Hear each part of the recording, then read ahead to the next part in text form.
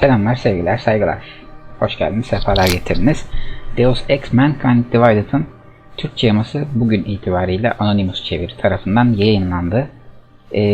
Bayağı akşama kadar falan bekledim. Yayınlanmayınca herhalde dedim yarına kaldı ama son dakika fark ettim. Hemen yamayı kurdum ve selamlar, sevgiler, saygılar. Telefon. Başlayacağım bu akşam Deus Ex Mankind Divided'a. Aslında Cyberpunk'tan önce çıksın, Cyberpunk'tan önce oynayalım, bitirelim, sonra Cyberpunk oynayalım istiyordum ama olmadı. İkisini aynı anda oynamak nasıl bir kafa karışıklığı yapacak onu da bilmiyorum ama daha önce Human Revolution'ı oynamıştım. Eski Deus Ex'leri oynamadım, onları bilmiyorum. Human Revolution'da Adam Jensen'ın hikayesi başlamıştı. Burada devam edecek. Bu daha öncesinde mi geçiyor, daha sonrasında mı olayların bilmiyorum. Burada Jensen'ın hikayeleri diye DLC'ler de var zannedersem. Hikaye diyeyim, yeni oyun diyeyim. Bana Deus Ex ver, vay. Bu normal, bu kolay, bu zor. Normalde oynayalım. Başlayacağım. Oyunun başında eğer önceki oyunun özeti gibi bir durum varsa onu izleriz. Bir 10-12 dakikalık bir video vardı diye hatırlıyorum. Onu izleriz. Ben hatta sesimi kapatırım. Kendi kameramı da kapatırım.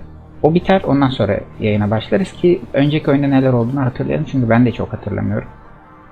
Bana mücadele ver diyelim. Yine oyun. Okey. 12 dakikalık. Şimdi izlemek ister misin? Evet, 12 dakikalıkmış. Evet diyeyim. Ve 12 dakika sonra görüşelim. Physical and mental abilities to an amazing degree, provided, of course, they had enough money. A new breed of people was emerging, half human, half machine. And in Detroit, at least, not everyone was happy to see it. I'd just landed a job as head of security at Sarif Industries, a cutting-edge biotech firm. David Sarif himself handpicked me for the job, said he needed me to keep his people safe. My ex, Megan Reed, was one of them. Brilliant neuroscientist, Megan had found a way to make augmentation safe and affordable for everyone. All she had to do was present her research to Congress. But the night before her big meeting, my security measures failed. A team of Black Op mercenaries stormed into Sarif headquarters, massacring everyone in sight. 3 of the mercs were heavily augmented walking tanks. Their mission? Take out Megan and her team. I tried to stop them, but their leader tossed me through a plate glass wall. Last thing I heard as his bullets slammed into my brain was Megan's dying scream. I should have died with her. Only I didn't. High-end military-grade enhancements saved my life. The best augmentation Sarif's money could buy. It took me half a year to get a feel for her. Should have taken longer. But 6 months into my recovery, Sarif Industries was attacked again. This time, by a radical group of pro-human purists.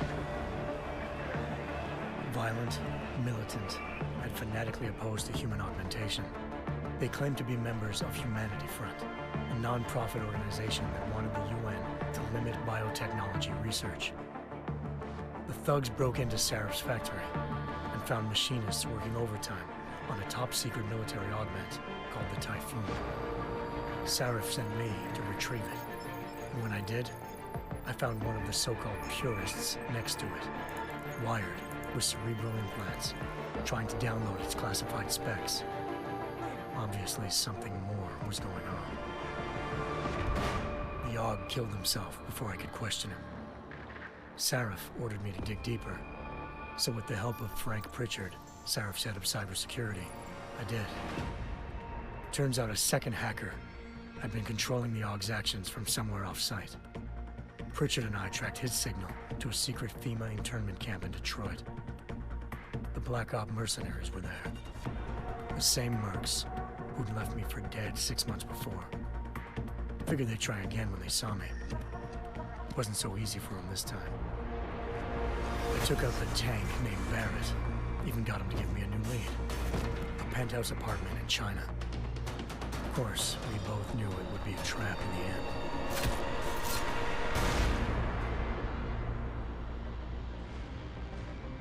Hengsha Island, China. Home to a city so crowded, they had to build a second city on top of it. Trying to find clues in Hengsha wouldn't be easy. Lucky for me, I wasn't alone. Farida Malik, Seraph Industries' ace pilot, had lived in Hengsha before.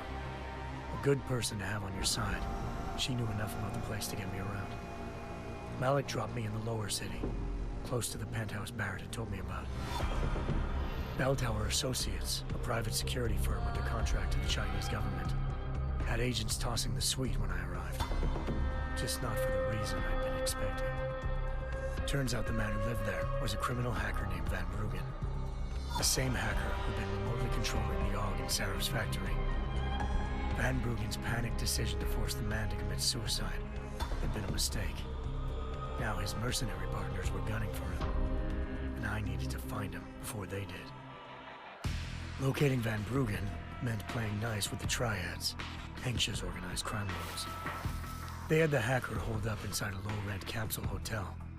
By the time I found him, Van Bruggen had no qualms giving up the woman who hired him. Zhao Yunru, president of the Taiyang Medical Corporation. According to Van Bruggen, Zhao wanted to monopolize the augmentation industry and had hired Black Op mercenaries to destabilize her competition. Seraph Industries was at the top of her list. To prove this, I needed to get inside TYM and grab a surveillance hologram off a server. I suspected Van Bruggen was hiding something when he told me this, but nothing could have prepared me for what I saw. Megan wasn't dead. She and her 4 best researchers had been kidnapped, spirited away somewhere while their kidnappers made it look like they were dead. Desperate to learn more, I confronted Zhao in her penthouse. She claimed to be a pawn in a bigger plan, and hinted at a group so powerful it controlled global interests at a whim. Then she slipped into a panic room and hit the alarm, forcing me to make a very quick exit. I figured Zhao was lying, but part of her confession made sense. David Seraph had been worried about his people. So worried, he'd required all of them to have subdermal locator devices surgically implanted. The GPOs would have been broadcasting the day of the attack. But Zhao said a single call to Picus, the world's leader in global 24-hour satellite news, had turned those signals off. I needed to fly to Picus headquarters in Montreal if I wanted to learn more.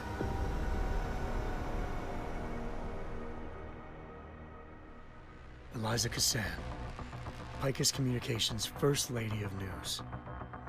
Malik thought I was reaching when I told her Eliza was involved in this. The world's most famous news anchor, working with a mercenary hit squad. But when I confronted Cassan in her office, she freely admitted to jamming Detroit's satellites the night Megan's team had been taken. Said she's just been following her commands. I suspected she wanted to say more. But Black Op mercenaries showed up looking to shut us both down. And just like that, the Eliza I'd been talking to disappeared. The mercs were led by an augmented killer I'd crossed paths with twice before. Fedorova, a woman who'd made silence her best friend. She waited for me to track Eliza's transmission to a secret server room underneath the Picus complex, then jumped me from behind. A deadly fight ensued. I made sure she never moved silently again.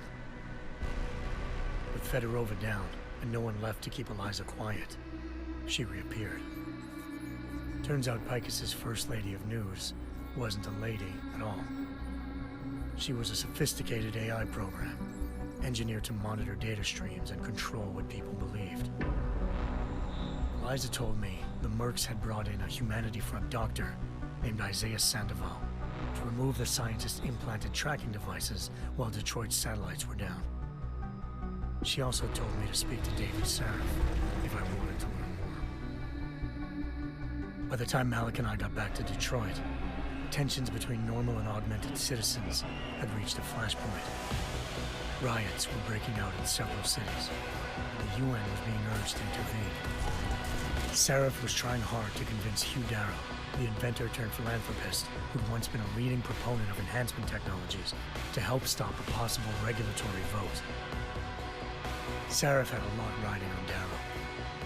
Megan's discovery would have given millions of people the chance to evolve beyond their normal human abilities, and at the same time catapulted Seraph Industries to the top of the Fortune 500.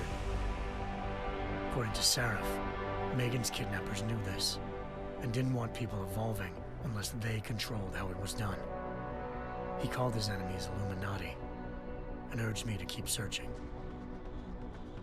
Determined to do so, I tracked down Sandoval via America's most outspoken augmentation opponent, Bill Taggart, Sandoval's boss and founder of Humanity Front. Sandoval admitted to operating on Megan's team when I confronted him, but said he hadn't removed their GPLs. He'd merely switched them to a different frequency. Pritchard was able to trace one of the signals to China. Malik and I immediately took off in pursuit. Unfortunately, the Illuminati were one step ahead.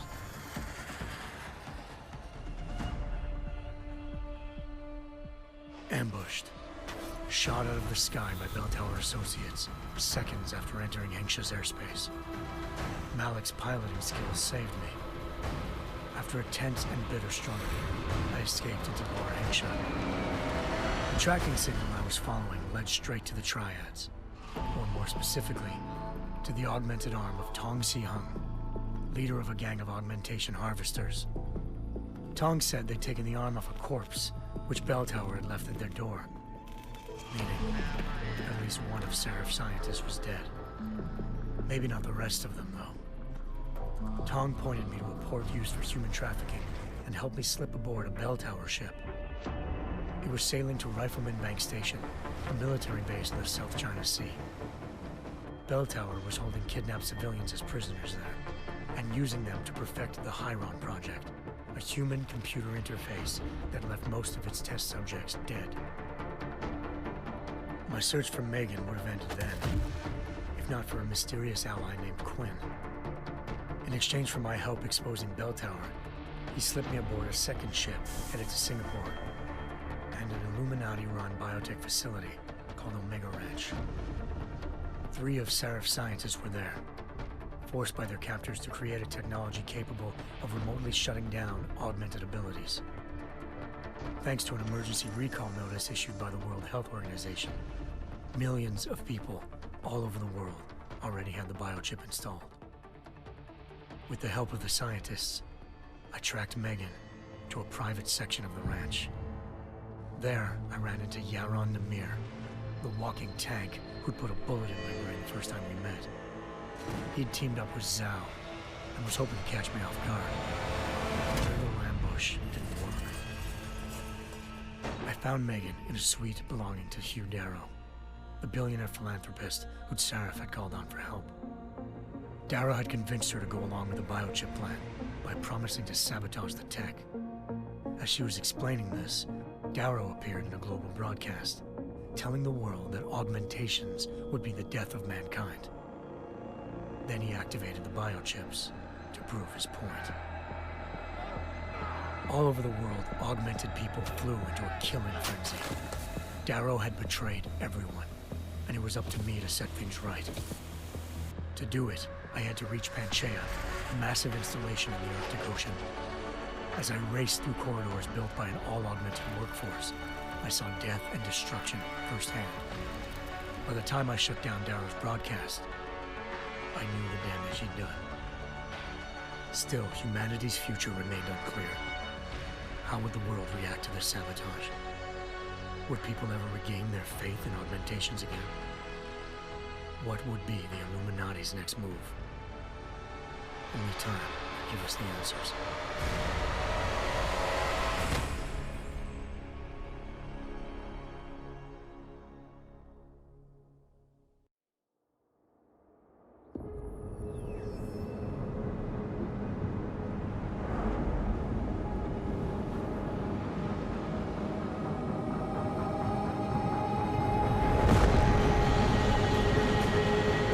I once thought I could save the world. Now look at it.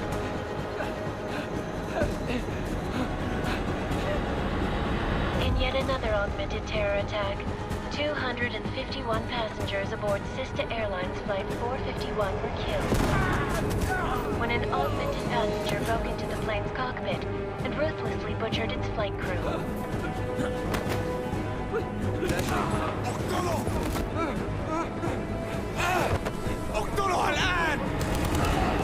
Details recovered from the black box recorder suggest that the man may have been suffering flashbacks to the AUG incident.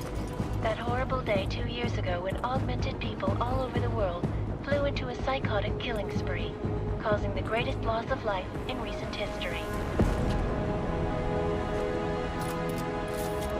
Sometimes you just have to let go and embrace what you've become. Not gonna go all wonky on us now, Hansa, are you? Well, if I do, McCready, I guarantee you'll never see it coming. Agent Jensen! Am I gonna have a problem with you? No, sir. No reason to assume you would. Good, because you are the only augmented operative on this team, and I intend to make good use of you. Listen up, all of you. We got a sandstorm barreling down our ass and we can't afford to make mistakes. We're going after this man, an arms dealer named Shepard. He's ex-Bell Tower, one of the Special Forces commanders who disappeared during the incident. And he's come out of hiding. That cannot be good. It's not. He's selling weapons and military-grade augments to terrorists. This is Aran Singh, the undercover agent who lured Shepard out of his hole. Best you see Interpol's got. For 3 years he's worked hard to get in tight with the Jinn, an Iraqi smuggling cartel that's infected the Eastern Hemisphere like a plague. Last week, our arms dealer sent a message to the Jinn, offering to sell them a shitload of black market merchandise dirt cheap. They told Singh to handle the buy. They're not gonna like it when Interpol disrupts that party. Singh's cover really that good? It is right now. We need to keep it that way. This is where the deal's going down. A half-finished high-rise hotel that's been abandoned ever since the incident. It's not a pretty picture inside. Let me guess. Most of the laborers were augmented with heavy-duty industrial rigs. So when the incident hit, and they all went schizo, things got gruesome real fast. And no one, except for some homeless junkies, have been inside the place ever since. So what's the plan, Director? Singh's meeting Shepard on the ground floor, inside the hotel's main atrium. He sent the bulk of his Jinn crew to the penthouse levels to secure a vantage point. I want McCready's team to take up positions overlooking the atrium and make the arrest. Jensen, you're going in solo from the roof. My objectives? Keep the Jinn from joining the party. As far as we can tell, only one route connects the atrium to the penthouse level, a halfway decent elevator shaft. Here. I want you to block access to it. Fine. Just cut me loose. Do you plan on relying solely on your augments for this one? I'd recommend taking a little hardware, just to be sure.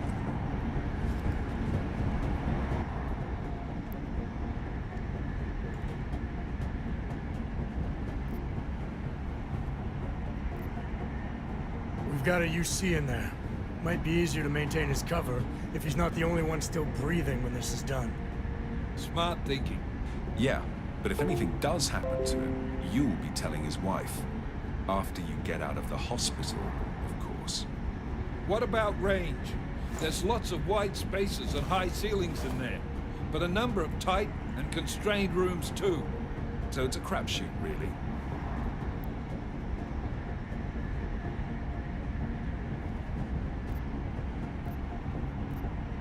Never was one to play the odds. Give me something I can use up close. You got it. One last thing, Jensen. Singh said the Jinn are using some sort of portable Wi-Fi device to boost communications. He's got a better chance of maintaining cover if you disable it. I'll keep an eye out for it. But aren't we on the clock here? You said there's a sandstorm moving in.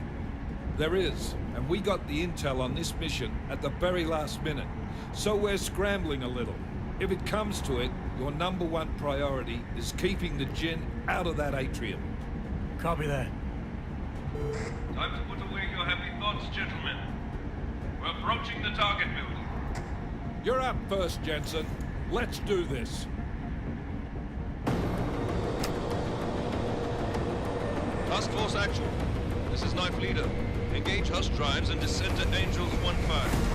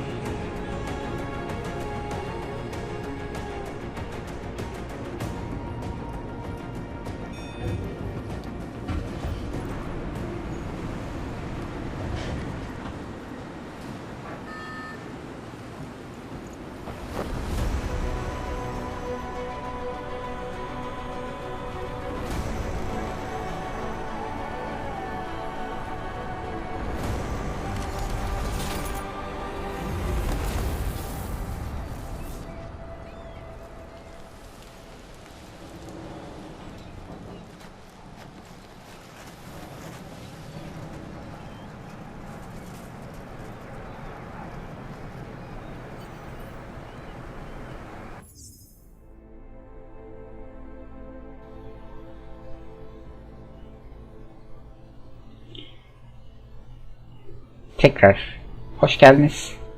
Hemen bir şey yapacağım. Şu FPS göstergesini kapatayım. Ona gerek yok. Hah, oyunu kapattı. Hayda.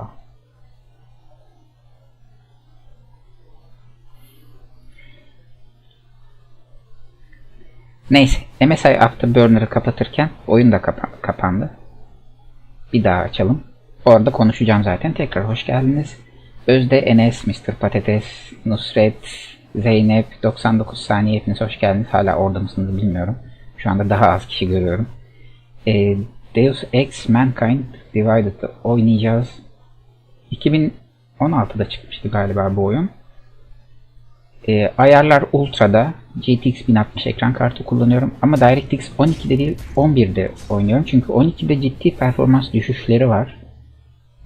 Olmadı bir günde 12'de deneriz.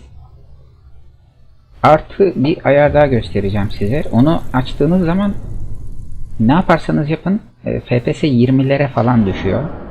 O ayarı kapattığınızda düzeliyor. Şu anda gayet akıcı bir oyun göreceksiniz inşallah.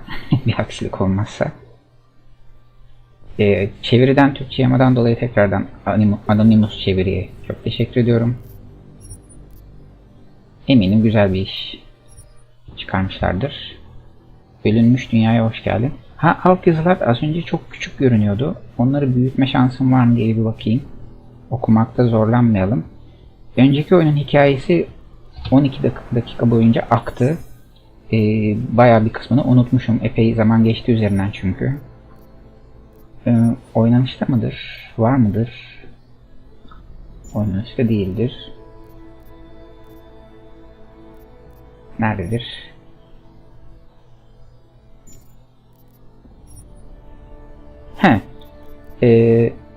MSAA Multisampling Anti-Aliasing kapalı arkadaşlar. Bunu açtığınız zaman inanılmaz 20 FPS'ye falan düşüyor. Bir tek bu.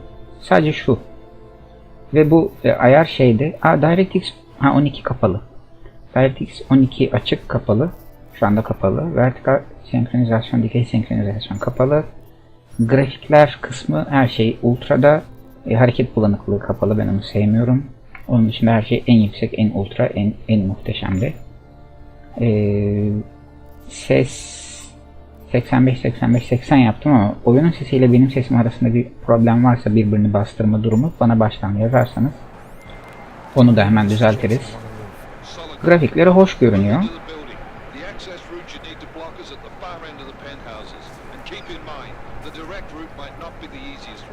Doğrudan rota en kolay rota olmayabilir. Kendine rota oluşturuluyor. Bu oyunda da işte Cyberpunk 2077 gibi, ki bu da bir Cyberpunk evreninde geçiyor. Cyberpunk 2077'den çok daha köklü bir oyun. Yani 90'larda falan çıkmıştı galiba ilk Deus Ex oyunu ama onları oynamadım.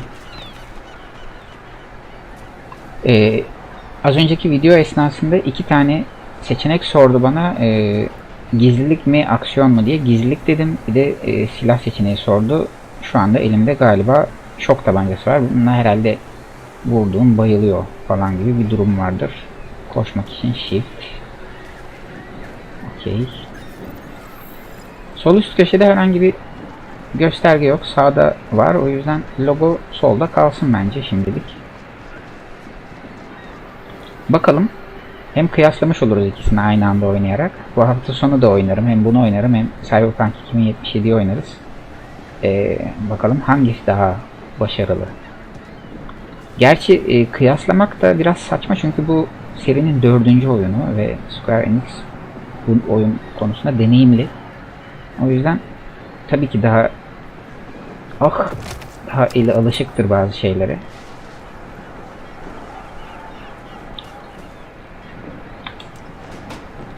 Buradan da mı geçebiliyormuşum? Ha yok, buradan başka bir yere çıktım. Bir dakika.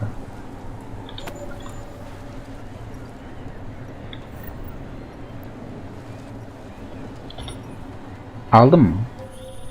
Jensen, we're moving through. Oh, fuck! What's wrong? The Jinn have got a few Jennies up and running. Gonna have to hack keypads. Should enjoy it, McCready. They have colors and Ha, shapes. sol üstte Remember, red means bad. konuşmalar çıkıyor ama logo kapatmıyor onu ya. Konuşan kişinin yüzü azıcık kapanıyor. Olmadı logoyu komple kapatırım sonra. Boş. Şu anda Dubai'de falanız.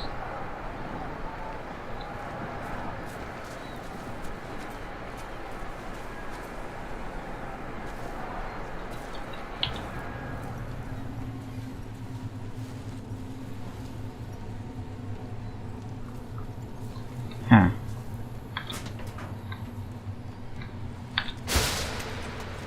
Oh.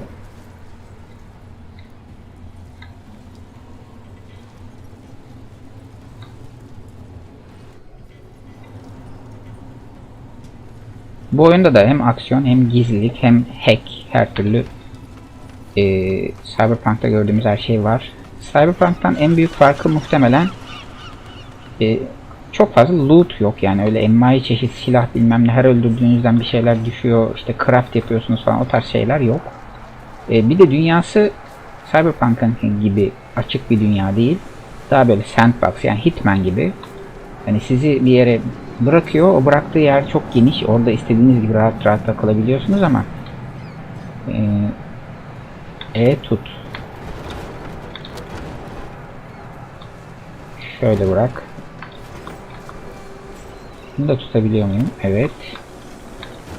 Bu özellikleri almamız şeyde, önceki oyunda Human Revolution'da bayağı zaman almıştı. Hemen böyle ağır şeyleri kaldıramıyorduk. Şimdi direkt gelişmiş bir vücut yapısıyla başladık. Bakalım nasıl olacak. Çift zıplayabiliyor muyum? Basılı tut. Hoho.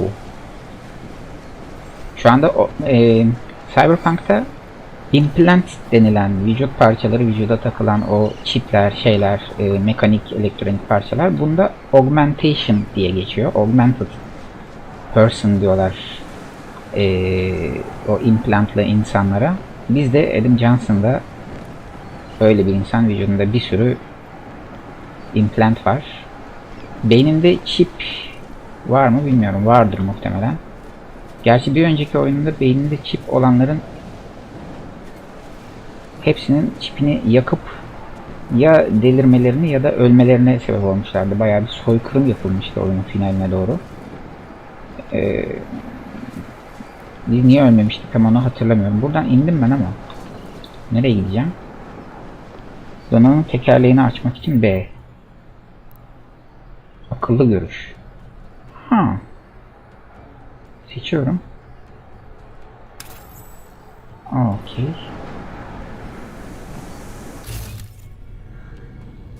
Ha. Baksana. Bu oyunun güzel tarafı şu, first person shooter bir oyun ama zaman zaman, özellikle böyle sipere girdiğiniz zaman falan, neydi siper? Sağ tuş mu lan? Bir tuşta. Ha, F. Böyle siper mekanikleri var oyunda ve sipere girdiğiniz zaman, siperden sipere geçtiğiniz zaman, mesela şuradan şuraya falan, third person, 3. kişiye geçiyor ve kendinizi de görebiliyorsunuz.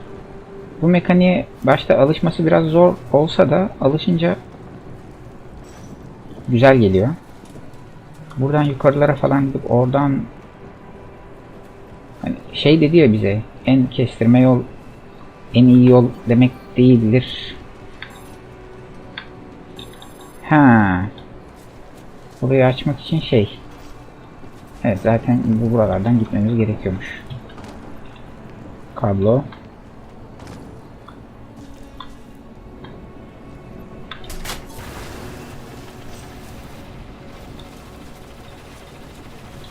Oh.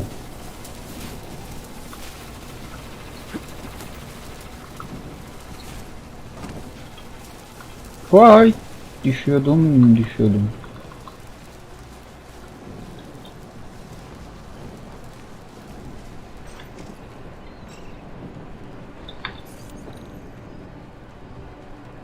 Hackle. Burada hackleme nasıldı ya? İşte onu hatırlamıyorum. Buranın hacklemeleri biraz daha değişikti. Böcekler hızlı olmanız gerekiyordu. Sizi böcekler yemeye çalışıyordu falan, böyle garipti. Şimdi ben neredeyim? Nereden başlıyorum? Nereye doğru gidiyorum? Düğümler arasında yol bulmak için fareyi kullan. F'yi güçlendir.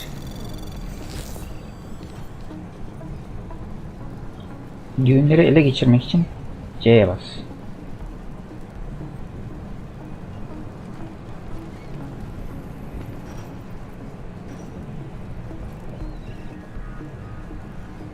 Anlamadım.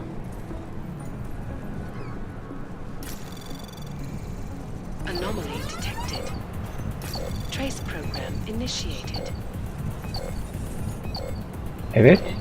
Buraya niye gelemiyorum?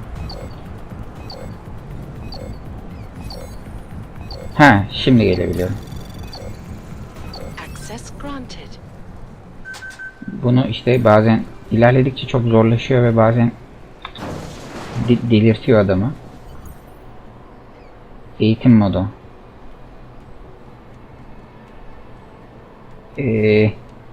Devam et ya, öğreniriz, yolda öğreniriz. Birkaç kere ölürüz, öyle öğreniriz. Hayır. Hayır. Sipere ne? Neyle girmiştim ben az önce sipere?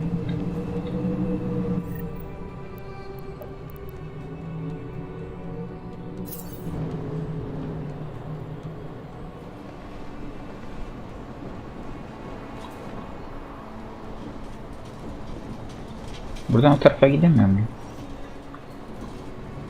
Geri çıkamıyor muyum? Çıkıyorum. Bir dakika, şurada bir deneme yapayım. Mesela şuradayım. Boşluk değil. Q muydu ya? Sağ tuş değil. Orta tuş değil. Line E mi? F. Fade. Ha pardon. Tamam.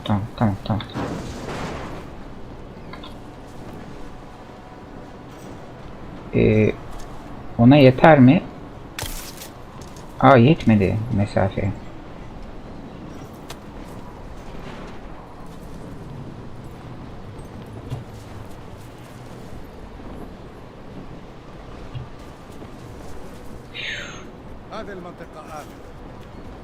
Biri daha geliyor. Alt et. Q'ya bas. Bas, bayılt, basılı tut, öldür.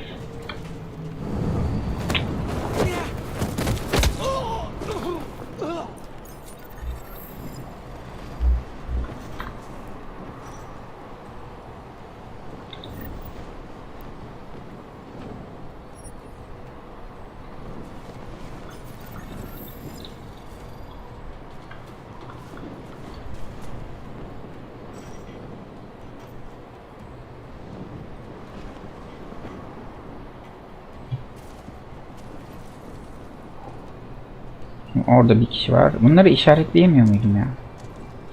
Görüyor.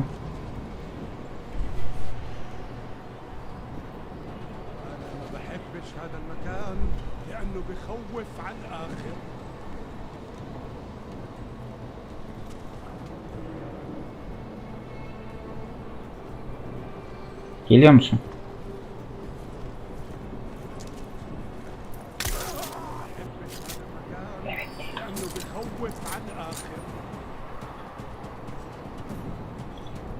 Bayram. Hafta içi Her zaman yapmıyorum ya. Yeni bir seriye falan başlayacaksam yapıyorum. Yani ilk bölümleri canlı yayında oynamaya çalışıyorum. Bu ilk bölüm. Dün de şey yaptım. Horizon Zero Dawn ilk bölümünü çektim. Ona da canlı yayın yaptım. Yarın canlı yayın olmaz. Cuma inşallah olur. Bakacağız. Hafta sonu cuma, cumartesi, pazar. Oynayacak 4 tane oyunumuz var. Bol bol oynarız. Şimdi şu etrafa bir bakalım mı?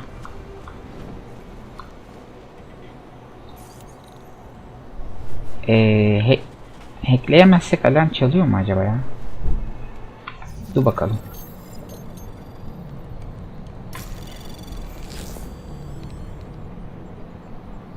Benim buraya gitmem lazım ha. Ama önce bu. Ele geçir. Hadi. Ele geçir. Ele geçir. Access granted.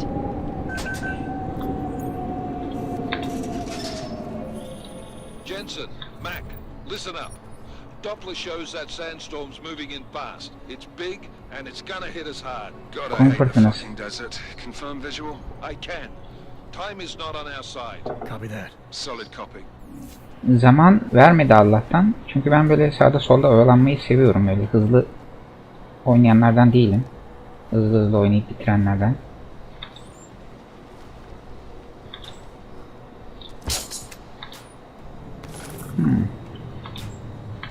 Geze geze, dolaşa dolaşa, aa şurada da bir şey var, oraya da bakalım, şuraya da bakalım falan derken çok vakit geçiyor. Çavdar mı?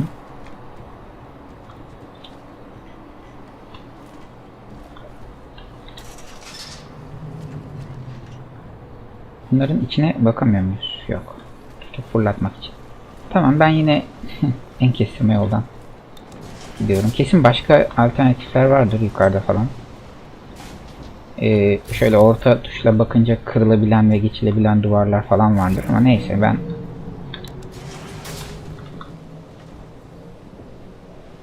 gerçekten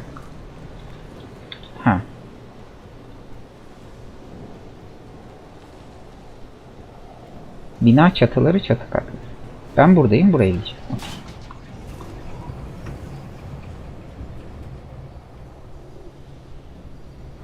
Ya bana bakmayın, oyuna bakın diye ben ışık açmıyorum. Kendimi de çok da büyütmüyorum. Gerek yok. Kameram da iyi değil zaten. Niye çok uzun sürdü ya? Gizlilik olasılıkları. Ya kapat.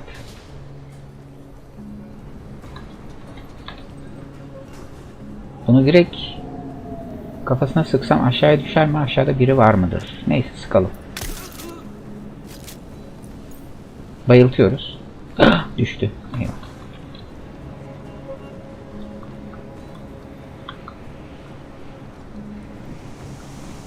Orada biri var.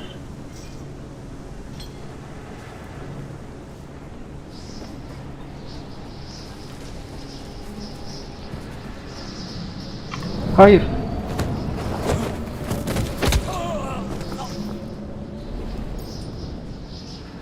Oo, makineli tabanca. Gerekirse kullanırız. Cephane. Öbür arkadaş nereye düşmüştü? Şuraya mı?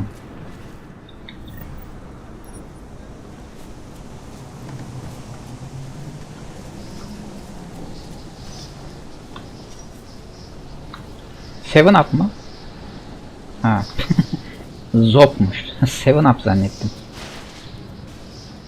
Ha, orası düştü kapak. Bak burada yol var diyor, bize gösteriyor. Kapıdan da gidebilir şimdi. Tamam, buradan gidelim. Çift zıplayalım. Hop.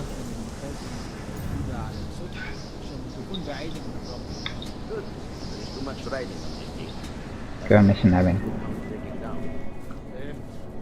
Sürünüyor muyuz? İçeride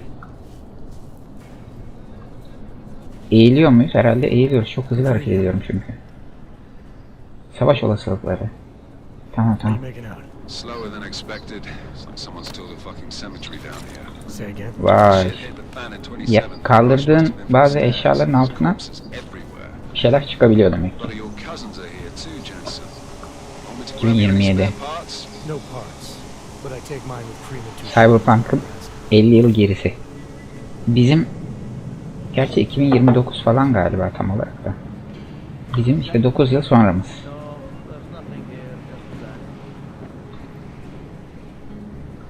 Ah! Buralarda kimse var mıdır diye bakarken kaçırdım adamı. Tekrar gelir mi? Genelde gelirler ama o da 2 kişiler. Ha.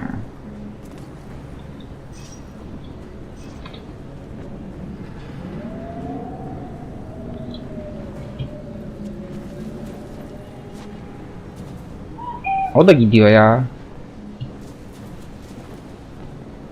Gitmeyeydiniz iyiydi ya. İkisini de indirebilirdim çok rahat. İkisi de gitti.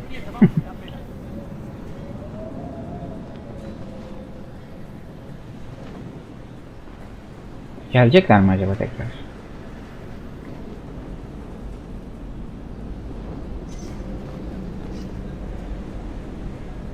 Tam gelmiyorlarmış gibi sanki.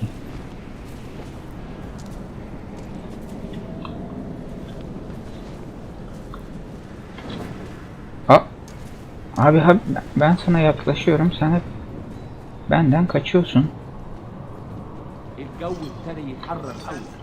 Abi bak ya. Bir yerinde dur ya.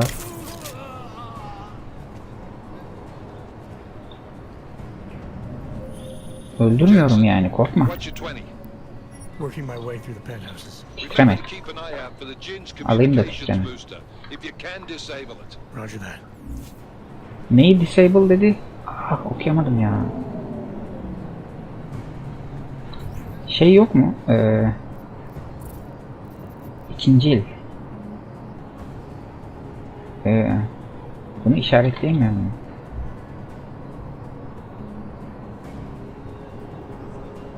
Sinyal güçlendiriciyi boz. Çatı katında bir yerde cinayet bir sinyal güçlendiricisi var. Eğer bulur ve bir şekilde devre dışı bırakırsam. Nerede ki?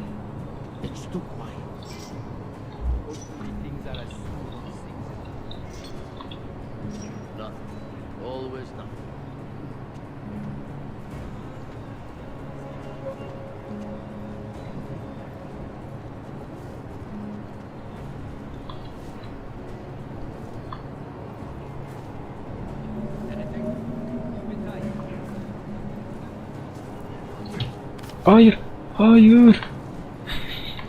F'ye basacağıma. Nothing to report. Over.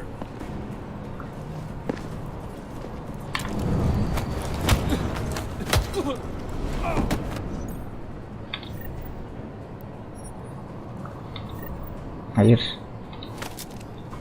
Hayır.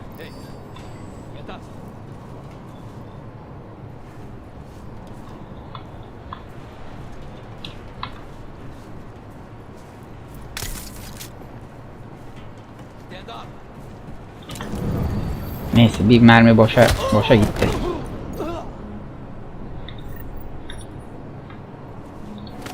Silahları topluyorum ama.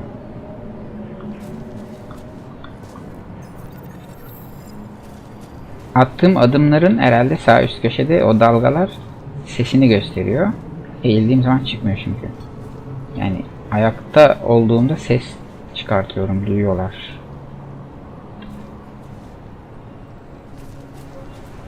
Huhu. Burada ne işim var acaba? Şu ne?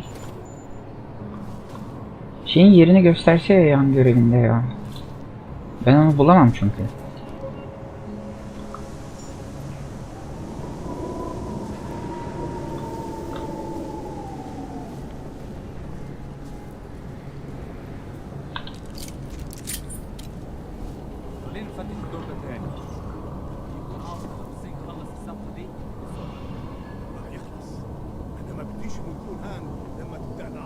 Oo, sağ üstte bakar mısınız? 6 kişi var. Burası bayağı kalabalık.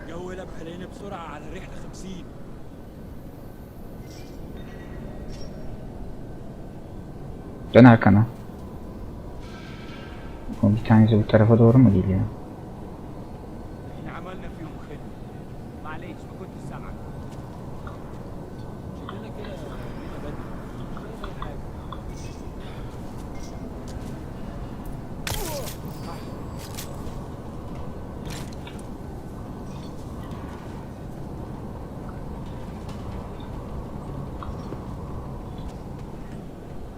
Ah be. Tam sıkacağım. Aa, gördüler. Yapmayın. Yapmayın. Come on and fight me! Ha, vuramıyorum bu mesafeden vuramıyorum. Ups. Göremiyorum. Göremiyorum.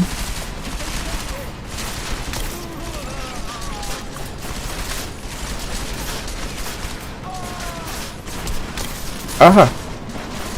Abi bu silahın şeyi çok azmış ya.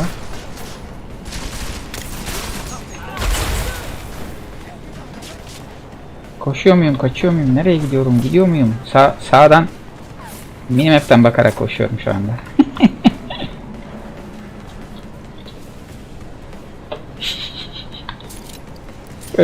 Kimseyi öldürmeyeyim dedim. Gördüler ya.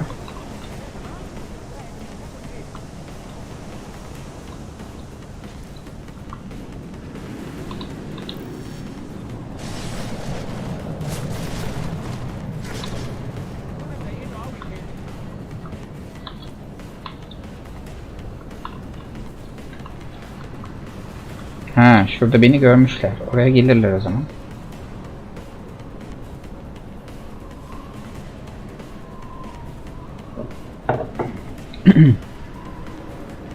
Ya 99 saniye oyun, sen nasıl istersen öyle bir oyun. Ben çok aksiyon adamı değilim. Yani oyunda gizlilik varsa gizli gitmeyi daha çok seviyorum. Gidebilirsem tabii, çok da becerikli değilim bu konuda ama aksiyona girmeden, kimseyi öldürmeden ilerlemeyi tercih ediyorum. Ah be, bayılttıklarım da ayıltıyorlar ya.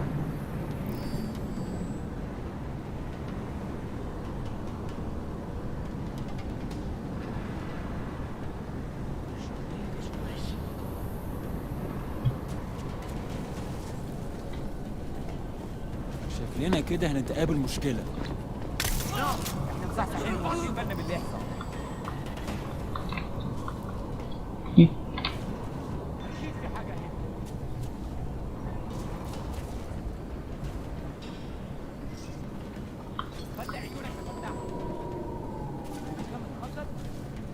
Gel gel. Gel seni de indireyim, gel. Bunu ayıltmaya gel. Ah!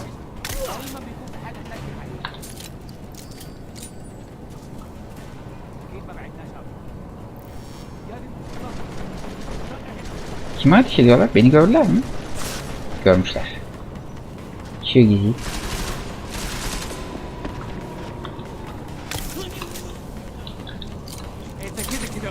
Aa! Ayılıp. Ay yok, bunlar ayılmamış. Bunlar ayılmamış.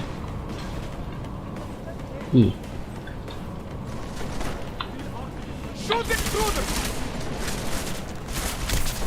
Aa be! Vuruyordum. Olmadı.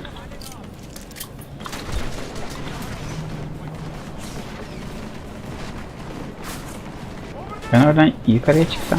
Ah be. Tamam. E mi? E'ymiş ya.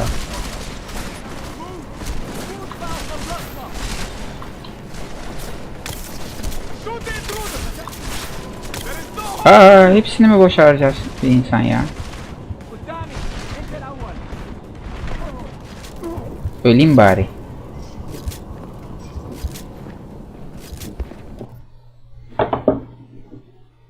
Son kaydı yükle. Nerede kaydetti acaba?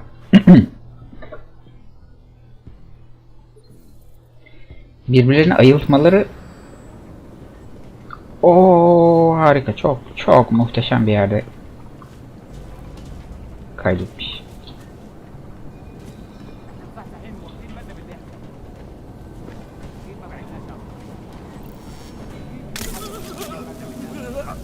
Neyse, bunu güzel yerde bayılttık. Merhametli ruh bize sürekli puan veriyor işte. Yaptığımız şeylerden. Aksiyonlardan. Ah be. Abi nasıl denk getiremiyorum ya?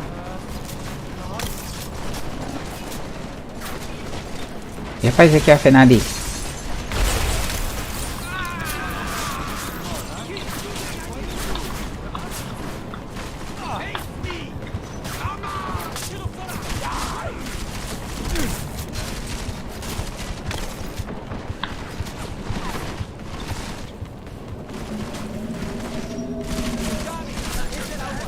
Ya bu bile menzil dışı.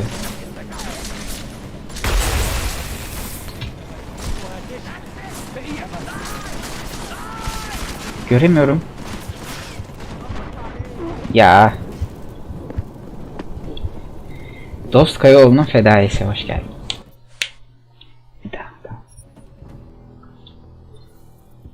Çatışmaya girdiğinizde işiniz zor.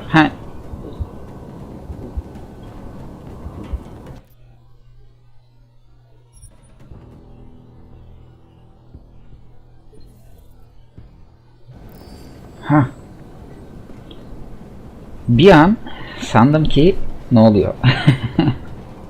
Bir an sandım ki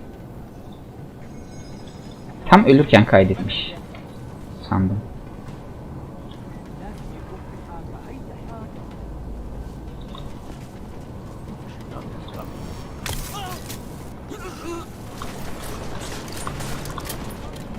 Abi hemen nasıl görüyorlar ya?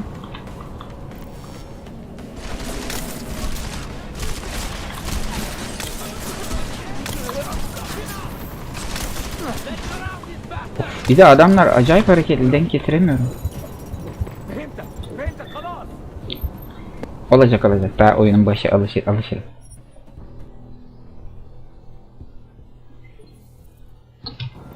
Yok, ateşli silah alsam çatır çatır öldürerek geçeceğim burayı da. Onu yapmadan bir deneyeyim bakayım nasıl olacak diyorum işte.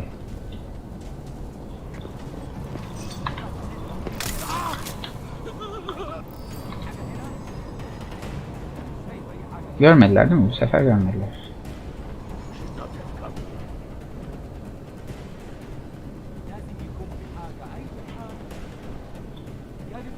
Uzun namlulu silah şey ama ya. Sniper yani. Burada yakın mesafelerde çatışıyoruz. Onun dürbünüyle falan onun adamı dibinde göreceğim. Denk getirmem daha zor. Yani bir yere sipere girip uzak bir yerden bunları vurabileceğim bir yerde illaki vardır. Ama uzun namlulunun şeyi var mı? Uyutucusu.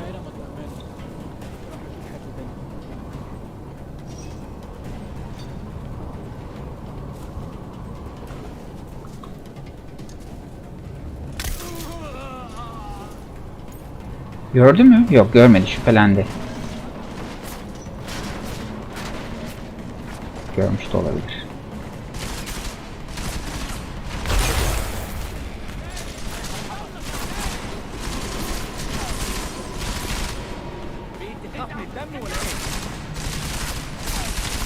Abi hareket etmiyorum. Neden hareket etmedi ya?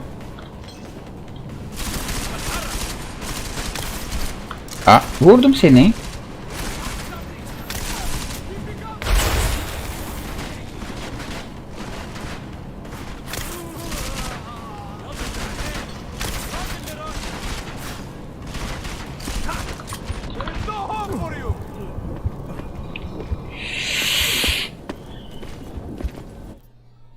Berkay Kaya, hoş geldin.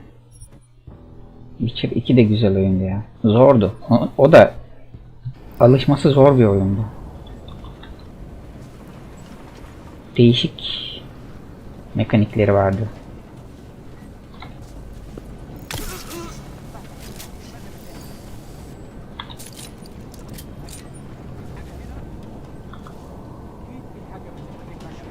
Şu silahın menzilini uzatmak lazım. Yani öyle bir geliştirme varsa onu yapmak lazım. Çünkü burnumun dibindeki adamı isabet ettiremiyorum. Gerçi bu şey ya, şok tabancası ya. O yüzden.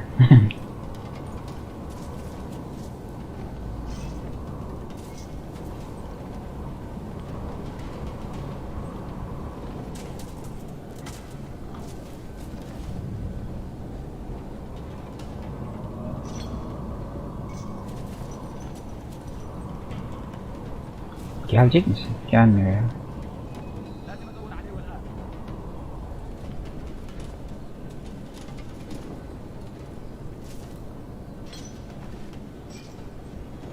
Kaç kişiler ki? 5 mi?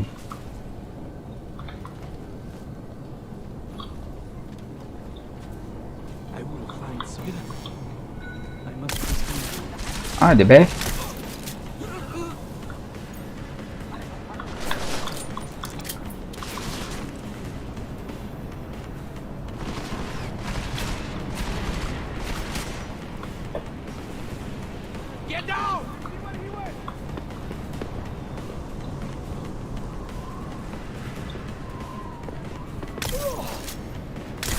Ha.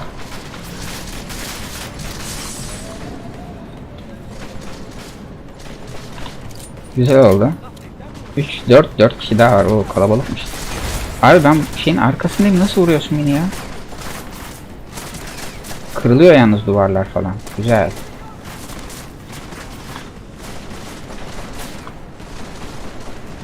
Oo, daha da kalabalıkmış. Burada 3, orada 6.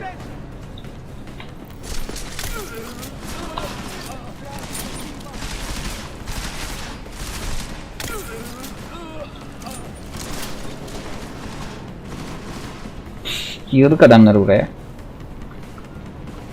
Gelecek misiniz? Hadi gelin.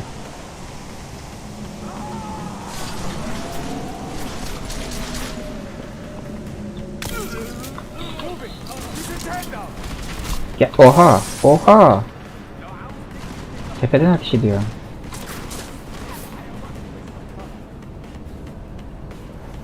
Yapay zeka fena değil.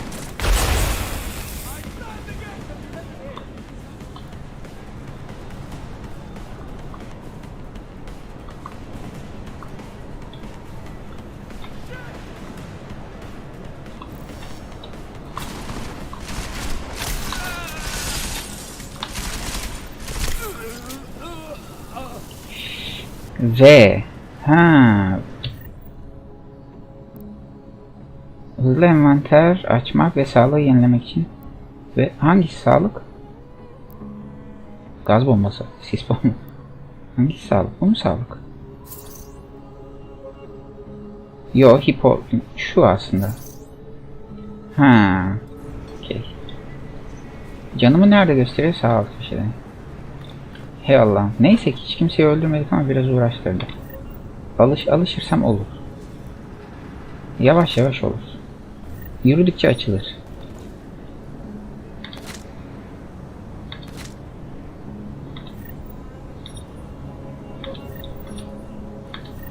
Ha, almadı sandım. Şunu da alsana ya. Şunu da al. Şunu da al. Bunları inşallah satabiliyoruzdur.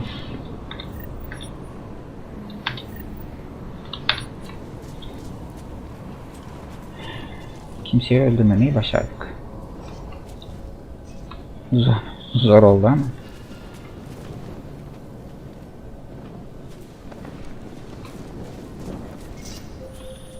Listen up, everyone. Chang's hacked into the Jin's radio signal. Checking the patch now. We should be hearing Singh any second. خليل الراجل اللي هيبيع لنا الحاجات جاي كمان شويه. روح قول لبقيه الناس ان انا هحصلكم وخليكم يعني منتظرين. Patch is clean. Ne diyorsun? Anlamıyorum. I'll repatch us once the deal kicks off. Dönsün bir arkasına. Aa. İyice nişan almazsanız ıskalayabiliyorsunuz. Silahın da cephanesi bitiyor. Nerede biterse orada katliama başlarız biz de, yapacak bir şey yok. Ya da böyle arkadan yaklaşıp bayıltma olayı, ama o da zor tabi. Biraz gürültü çıkartıyoruz onu yaparken. Hala bizim şu duruyor değil mi? Bunu ben nereden, bunu bana gösterse ya şöyle tıkladığımda, yani şu işareti şunun üzerine alma gibi bir seçenek olsa keşke. Haritada göster. O benim lan. Beni gösteriyor.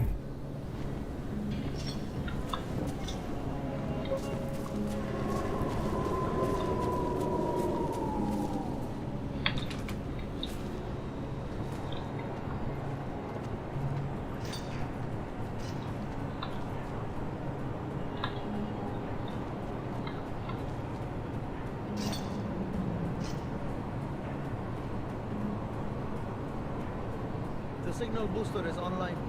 Good. I could barely hear them now. O orada sinyal booster. Your eyes open. I'm going to go see if I can find anything. Herhalde o.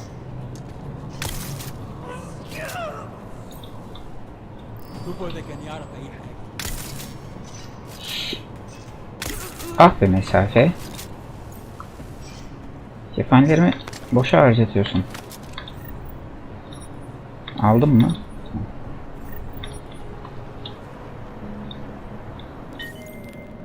İyi.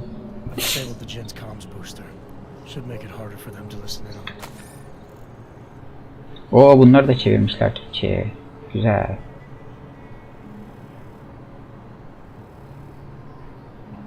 Picos Daily. Deal. Good work. With luck, Singh's cover will still be intact when this is over. Roger that. Moving on to primary target now.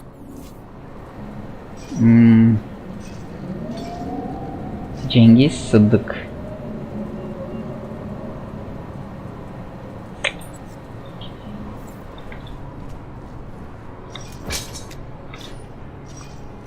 Yok mu bir şey? Yok. Farenin geçtiği delikten geçiyoruz ya. Neyse, şans eseri yan görevi de buldum. Şimdi ana göreve gidebiliriz.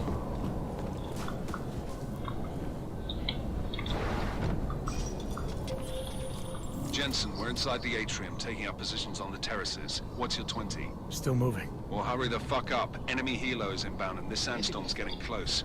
You get that comms booster disabled? Affirmative. Booster's fried. So maybe the Tin Man does have a heart after all. Way to look out for your team. Creedy out.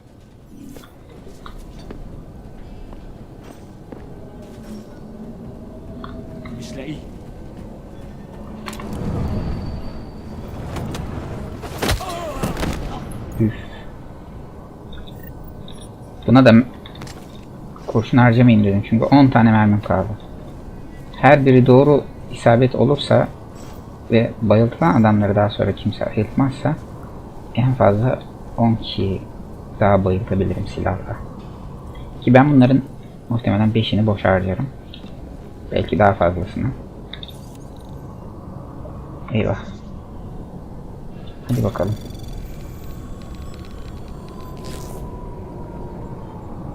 Ben şimdi neredeyim?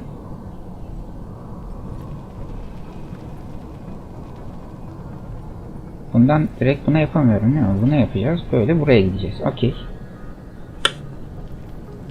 Okey.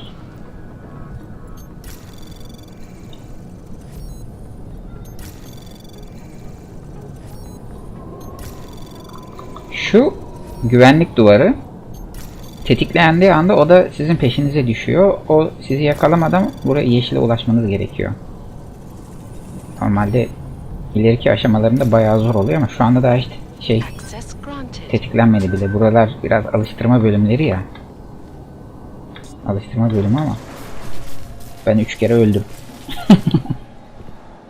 Normal. This is Jensen. Penthouse access route secure. Jin shouldn't be a problem. Over. Copy that. About fucking time. Enemy helo sighted. Silah mı attı?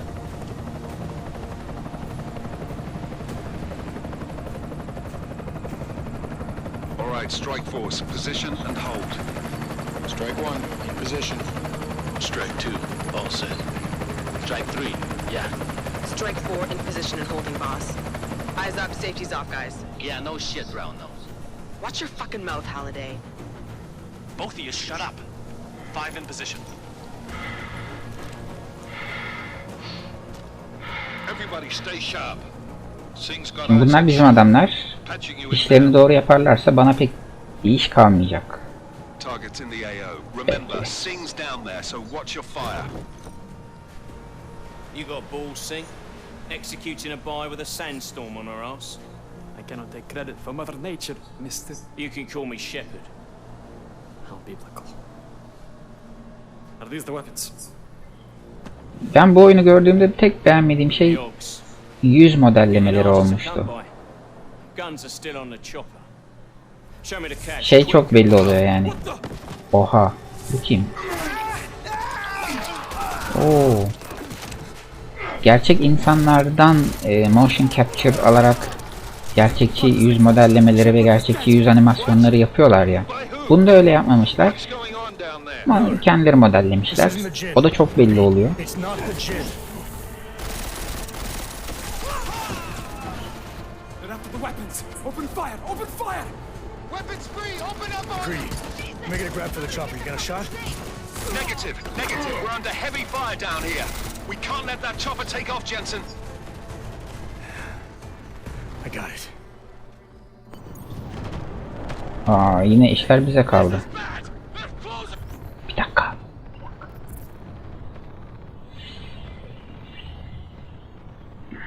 Çatışmaya gir diyor yani. Sing! Jensen, I can't reach him.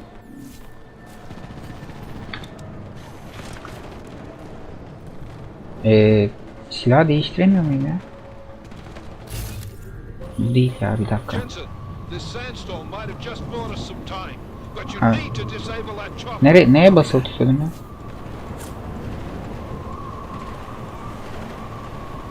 Tekerleği değiştirerek değil. Bir dakika.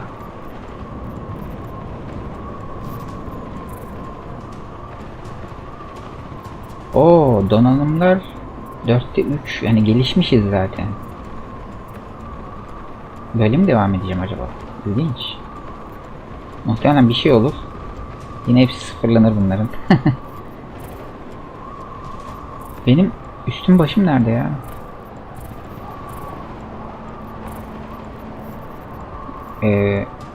Bir tek bu silah mı var? O kadar adamdan 12 tane bu silahtan toplamışım. Bunların da herhalde şeyleri var. Geliştirmeleri. Kuşan diyeyim. Biraz da çatışalım. Ama bunu hızlı değiştirmenin bir yolu olması lazım ya. 1-2 mi acaba? Neyse, onu çözeriz. Kum fırtınası da geldi. İnelim.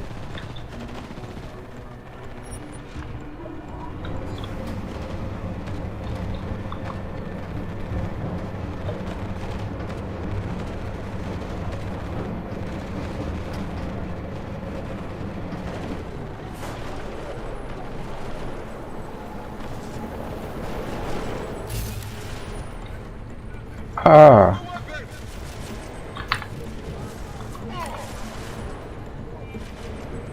Neden?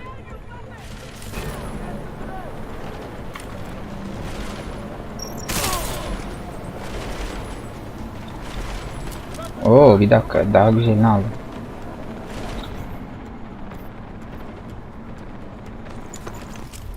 Ama bunun 4 mü mermi? Neden ya? Cephane yok.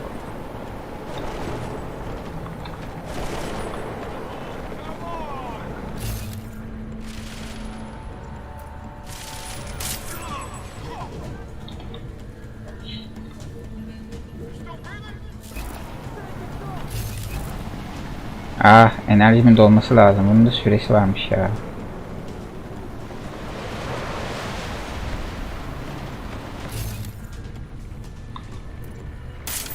Ah, bu benim adamım, pardon.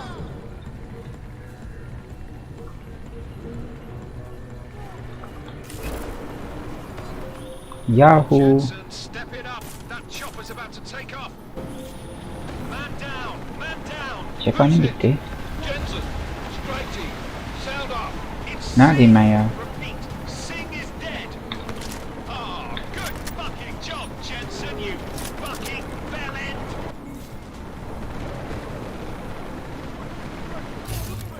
Olmadı mı?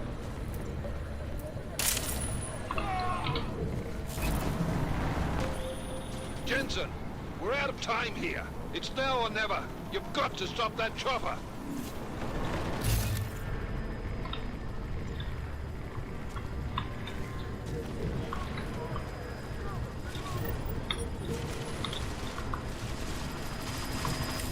Ah. Ha. Geldi. Comfort nasıl? Tam böyle düzgün zamanda çıkmış.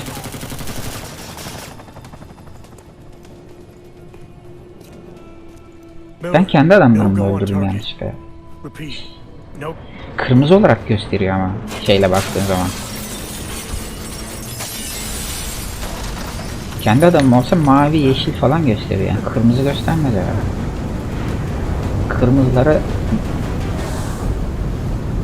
verdim kurşunu.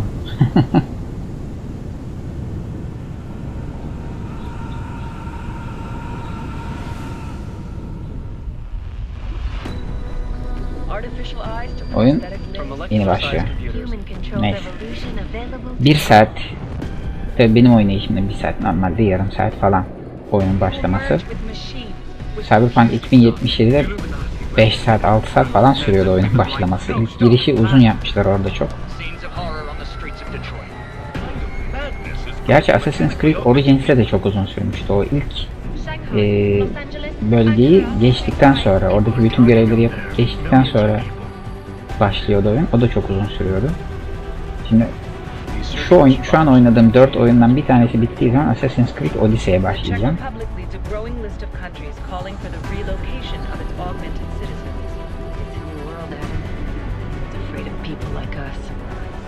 Ha. Serif kapanmış. Ama augment yani implantlı insanların sayısı gene artmış sonra.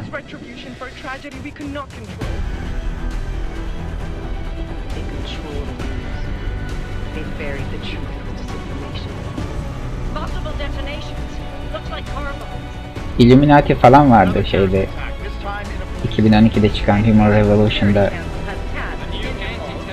Illuminati ile mücadele ediyoruz ama tabii buradaki Illuminati daha farklı bir Illuminati. Agent Jensen. I won't let it happen again. Eğit aslanım.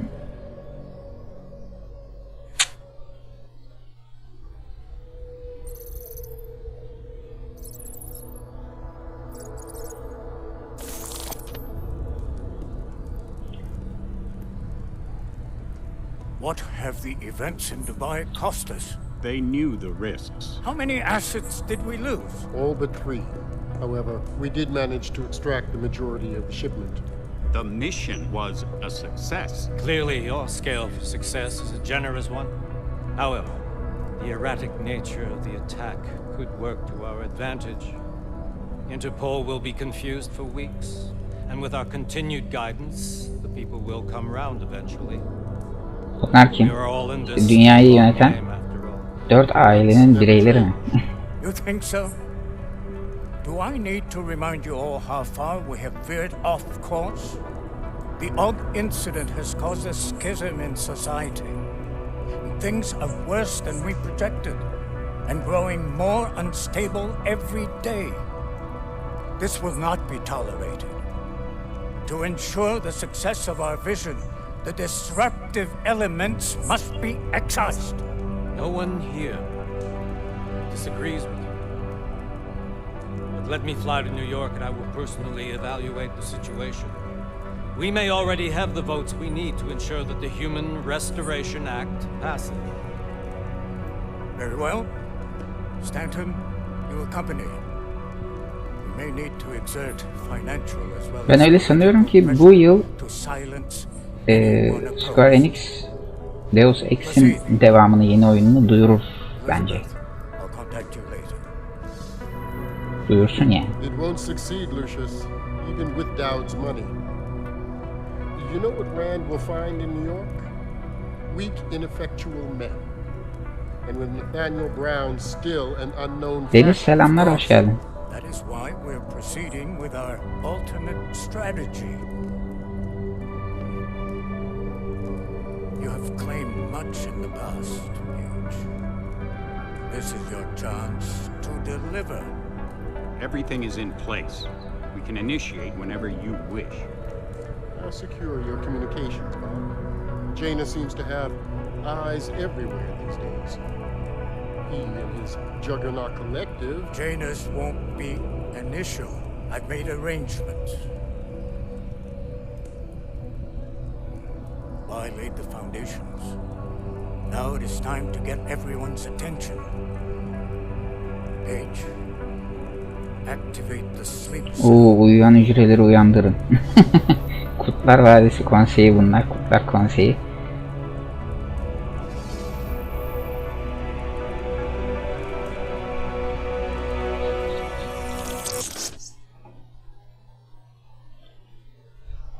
Şu 2012 ve 2013'te Square Enix'in reboot yaptığı 4 seri var.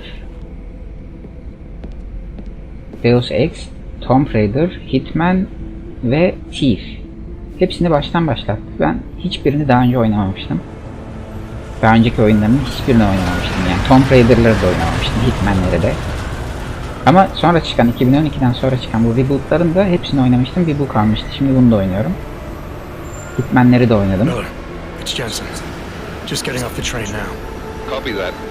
We'll debrief when you get in. You coming straight to the office?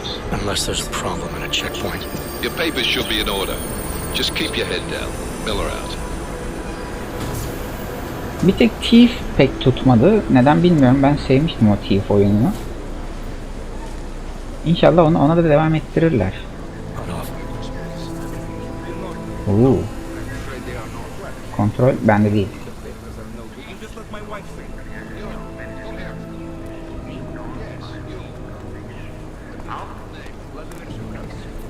So sorry.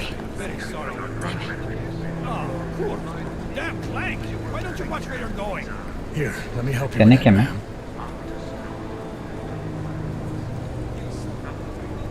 Man, seriously? We could have gone with Sweetie. You get my message about Dubai? Yeah. I'm glad you're all right, Adam. That ambush sounded pretty bad, man. Not something I was expecting, that's for sure. Any idea who hit us? Well, I'm sure your task force will come up with something. And that it won't be what the Juggernaut Collective digs up. Kinda odd, though, don't you think? Interpol sending your team, the Bragg team, to Dubai in the first place? Miller said they were scrambling. Last minute intel. We were the only strike team available. Yeah, well, that's a lie. Better get moving. Bu implantli, augmented insanlara ikinci sınıf insan muamelesi yapmaya başlamışlar herhalde. Burada da çok var. The task force is an Illuminati front, we all suspect. Doesn't make much sense to send it into an ambush. Unless they wanted our team to see something. Officially. Algover, si praftesi papiri. Si praftesi papiri na inspekcji. Sana da si papiri. Ne demek? Dream of it, Alex.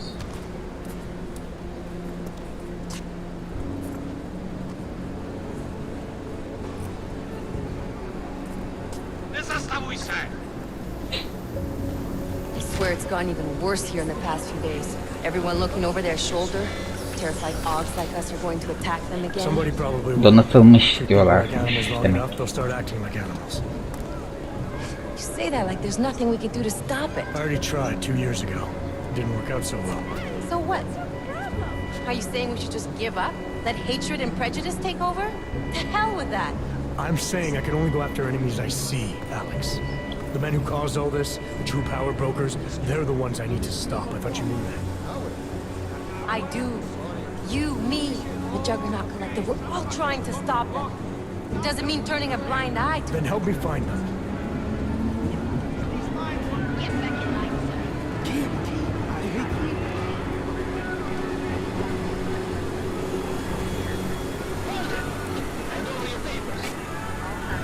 Ben daha şimdi gösterdik ya. Polis dronları. Olmazsa olmaz Cyberpunk oyununda. Cyberpunk evreninde daha doğrusu. Hate this city. Come on. If you're right about Dubai, about the Illuminati needing your team as witnesses, then we need to find out why. Who gave you the order to mobilize? Miller did. But it probably came from someone higher up the chain. Doesn't mean he's not in on it. Ever heard of the NSN? The neural subnet, sure. And TF-29 directors use it to plan ops and communicate privately in cyberspace. What's this? Whisper chip. Custom-made wiretap device. Janus designed it to fit inside the NSN's motherboard. Ah, the elusive Janus. Leader of the hacktivists. Hacktivists. Am I ready to meet this guy? Someday, maybe. Right now you need to concentrate on Miller and find a way to access the NSN's motherboard. Oha.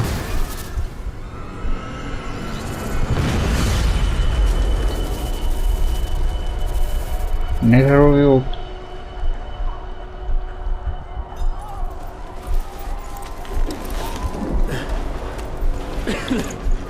Alex, you okay? Yeah. Yeah. Let's get out of here. Get out of here. Yine bir saldırı. Do you hear that? Check it out. Okay, be careful. We'll talk. Ara sahnelerde kendimizi görüyor olmamız çok iyi aslında ya. Keşke Cyberpunk'ta da böyle bol ara sahne koysalarmış.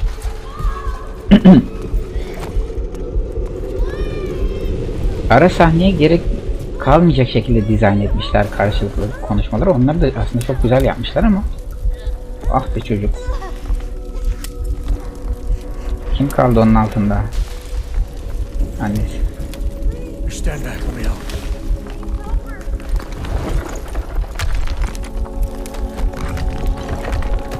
Aa. Yaşıyor.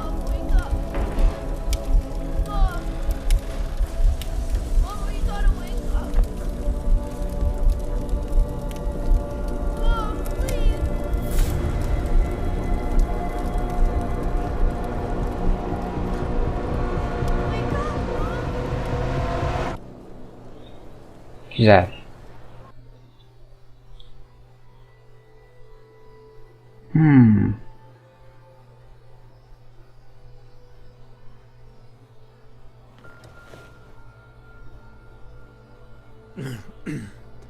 Hold on. Shit. Duvar yumruklama. Alex, it's Adam. Hey, you sound like shit. How you feeling? A little sore, but I'll be alright. Are you okay? Yeah, I'm okay. I've been through worse. Jesus, how fucked up is that to think, huh? Listen, Alex, my systems are acting up a little, so I've got to get checked out. But if you want to meet or... What? No, I'm fine, man. You just take care of you. This girl's built tough. Give me a call when you're useful again, okay? Alright, I will. Talk to you soon.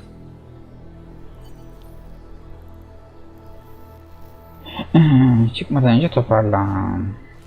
Burası bizim odamız mı? Güzel. Bilgisayar çalışmıyor. Anakart. Satılabilir hidrolik mikropompa.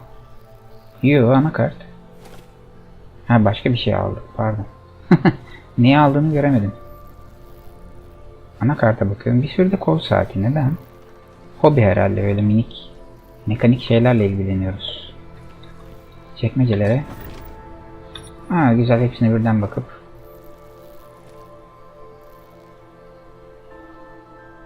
Let it go. Bırak gitsin. Aldık. Kendi evimizi yağmalıyoruz ya.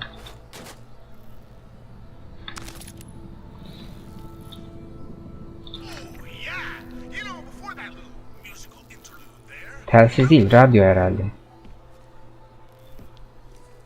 Zula mı? Oo. Jensen, planladığın şeyi yapmama için seni ikna etmeye çalışmanın bir anlamı olmadığı için en azından seni çabucak öldürülmekten koruyabileceğimi fark ettim.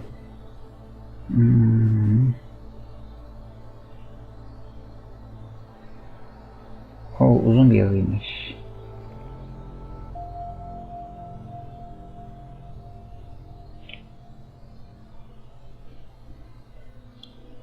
O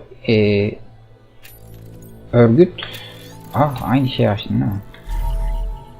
Çiplilerin beynine işte sızmıştı. Hepsine bir virüs yerleştirmişti. Kimisi öldü, kimisi delirdi, kimisi psikopata dönüştü. Etrafındaki herkese saldırdı, herkesi öldürdü falan. İnsanlarda büyük bir korku oluştu bu işte şeylere karşı.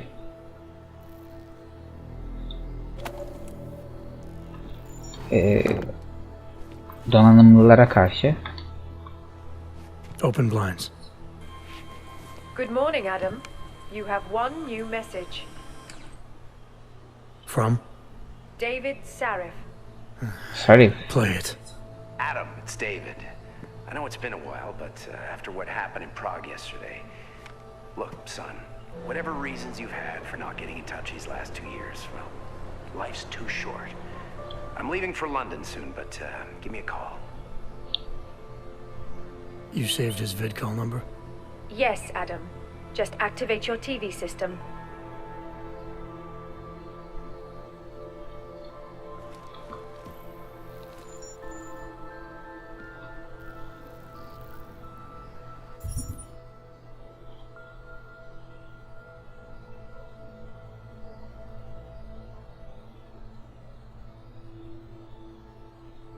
Deus Ex evreni telefon uygulaması.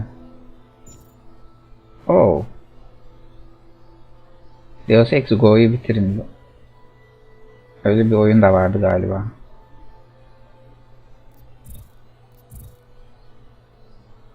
Bunlar niye böyle görünüyor? Hata.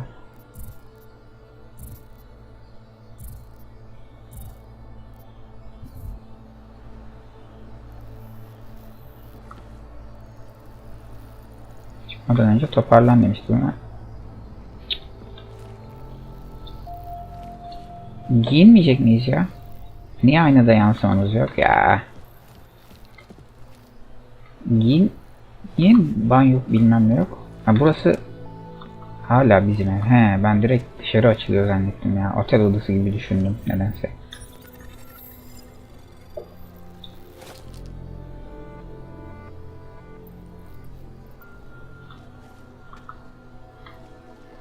Dışarısı çok güzel görünüyor ya. Avrupa işte.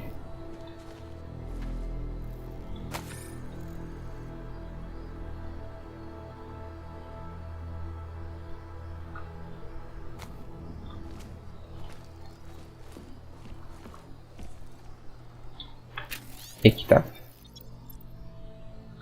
Bunları bir de ikinci şeyden var, yok. Kredi çipi. Onlar para.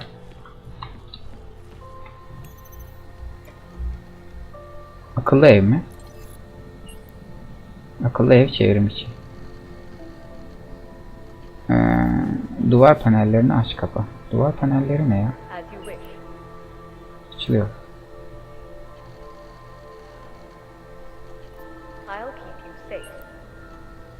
Yok, kapıları aç. But remember, homeowner, this poses a substantial security risk. I'll keep you safe. Ha. Kapılar kapalı ama tuş takımıyla ben açacağım, yani açık. Terör alanında. Bir sürü kitap var. Onları da okumak lazım ama.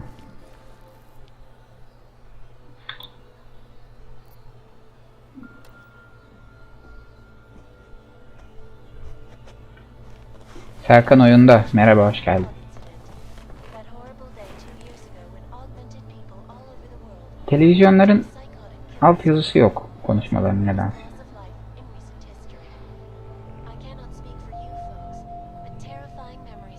Bununla da karşılaşmıştık ya. Gerçek biri olduğunu düşünüyorduk.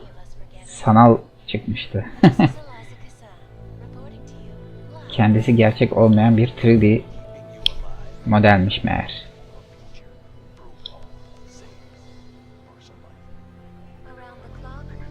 Kalkayım mı ya?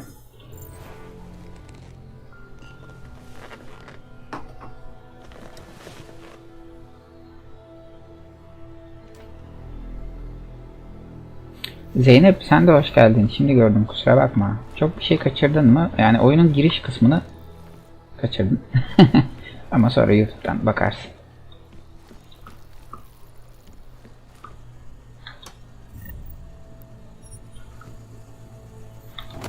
Hayır.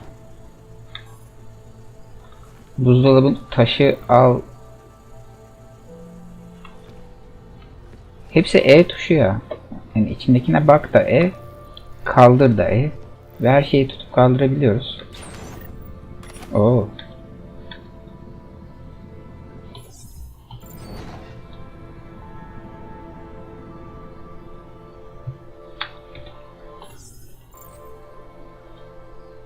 Ne oldu?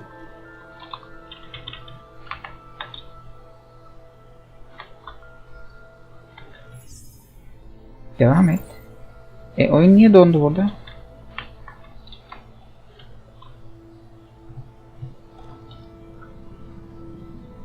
Bir şeye mi basmam lazım?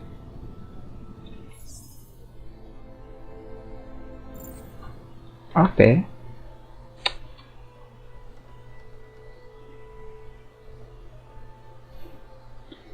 Oyun dondu. Neyse.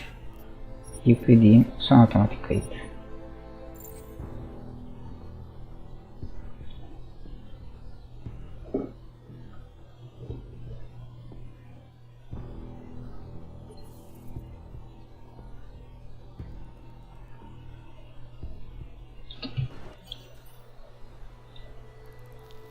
Buraya bakmış mıydım? Oo, buraya bakmadan kaydetmiş. Tamam. Open blinds. Tüh. Good morning, Adam. You have one new Geçebiliyor muyum? Aa, var, geç var.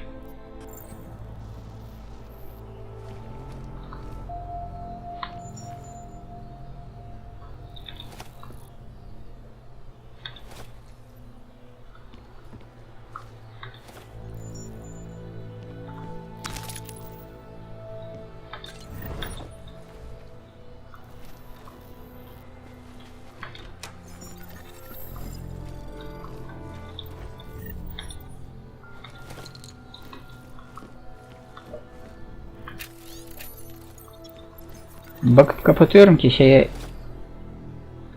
menüye eklesin. Daha sonra da okuyabilelim.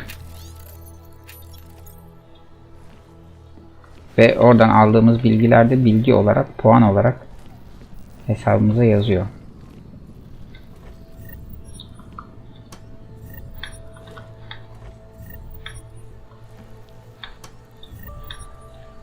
İyi, bunları da alalım.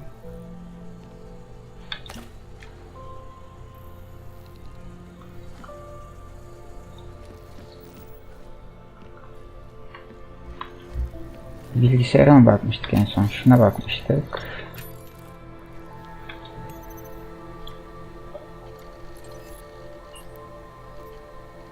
Kapılar açıktı, duvar panelleri açılıyor. İşte tamam.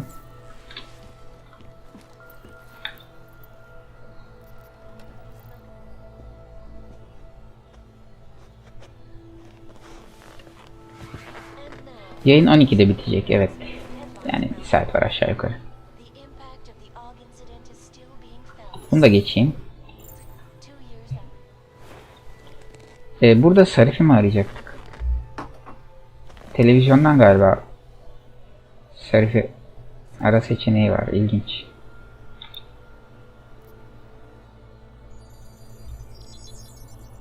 Ha, konferans için. Telekonferans. Mantıklı. Seraph. I heard about the bombing in Prague. It's all over the news. Did anyone you know get hurt? You know me. Tend to keep to myself. I'm surprised you even know I'm here. Interpol called me when you applied for the job, part of their extensive background checks. I gave you a glowing recommendation. Thanks. What do you want? What do I want? Jeez, Adam. I know I did some questionable things in the past, but a lot's happened in the last 2 years. To both of us.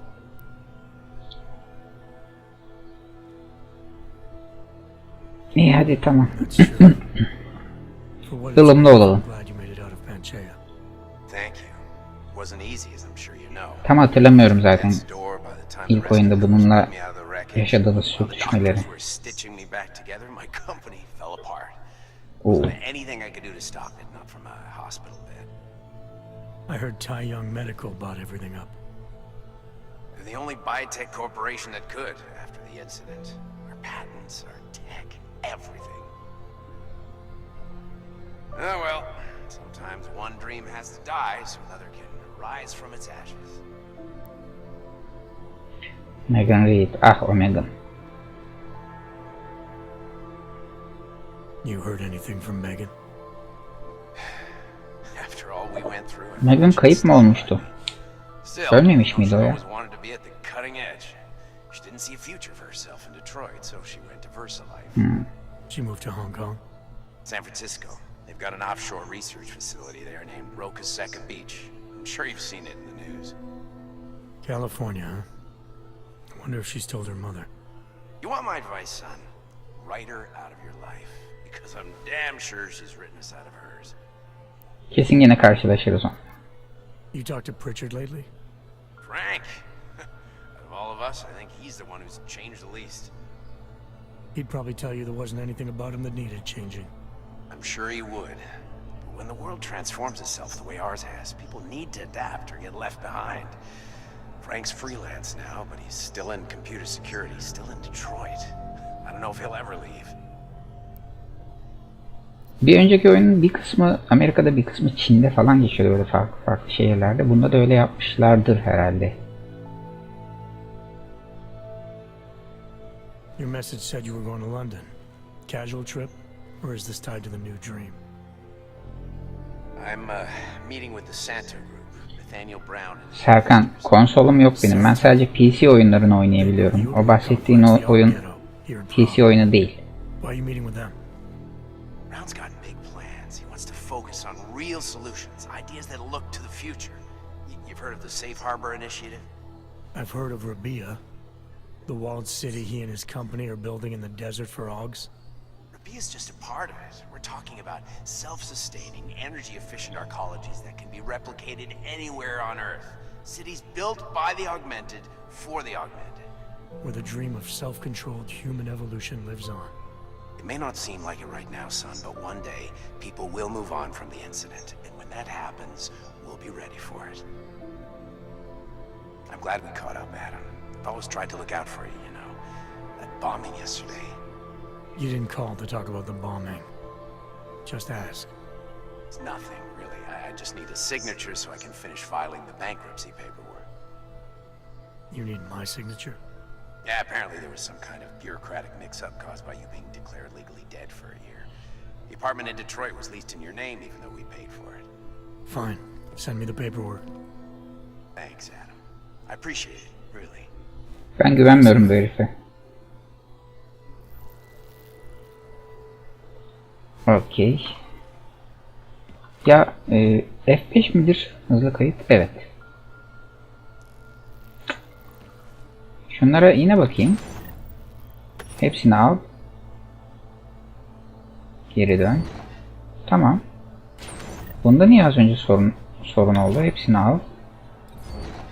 Kilitlendi oyun ya. Bu ara oyunlar kendilerini Cyberpunk zannediyorlar. Öyle bug'lar, glitch'ler falan hepsinde bir artistlik. Cyberpunk değilsin oğlum sen. Ha, direkt giyinip çıkıyor.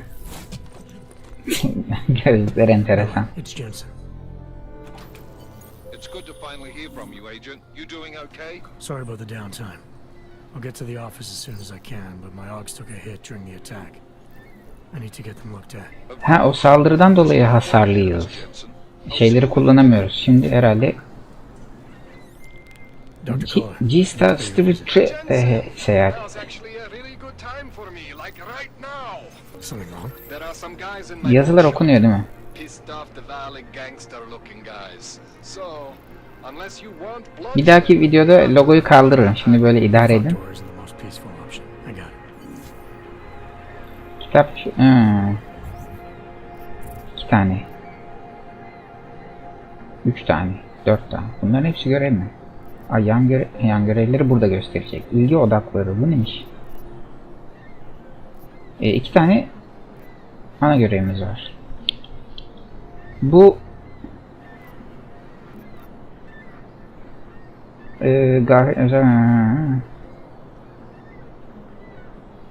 tamam ama öncesinde beni tamir etmesini istiyorsam onun iyi olduğunu.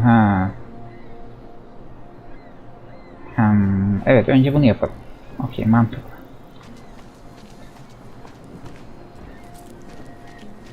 Sen kimsin? Sivil. Umíte česky? Pomůžete mi? Já se ztratila. Kayboldun mu?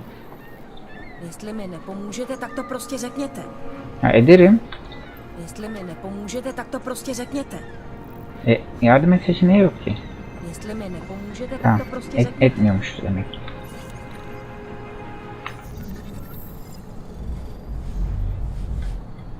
Şimdi buradan buraya ulaşmaya çalışacağız. Ne şu şeyim olsa nükleer virüs yayıyorum. Şunlar çalışmıyor bir süre.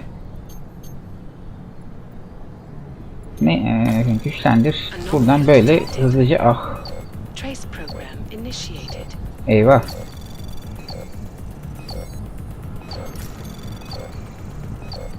Hadi.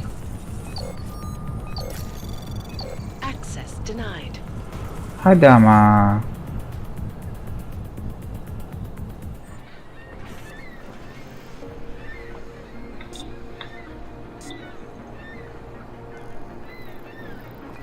Süresi mi vardı bunun? Ne kadar süreyle tekrar?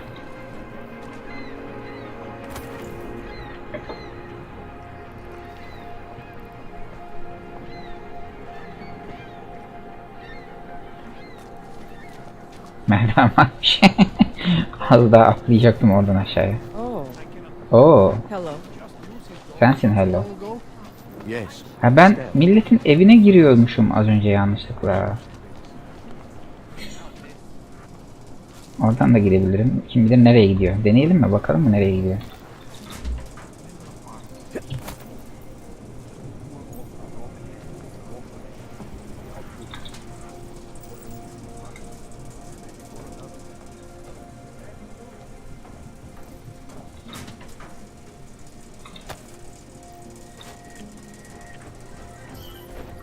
Aa, yasak mı bölge? Niye?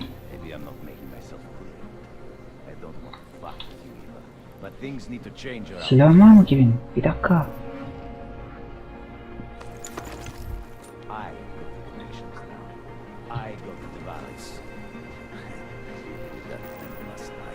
Onun konuşmasını niye bana alt yazıyla yazmıyor ya? That's it. 20% guarantees Neon is the go-to drug all across Europe. 20% is nothing for that kind of reach. Well, I'm bringing the valleys, so I take 50% of what's left. It's only fair. Don't press your luck, Uyobok. Ne dedik sen? I put a bullet in you.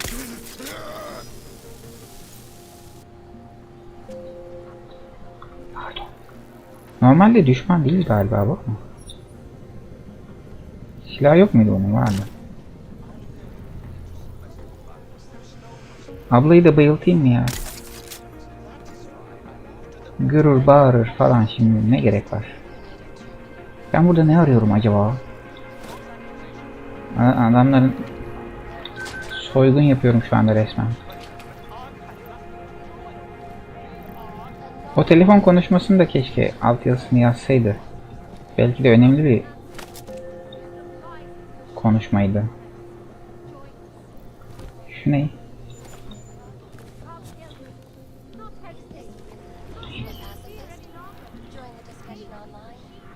Silahımı nasıl bırakıyorum? V'ye basılı tutsam. V. Ha, V. Bu V mi? Yuh. V çemberi açıyor. Abi çok saçma. V çok saçma ya.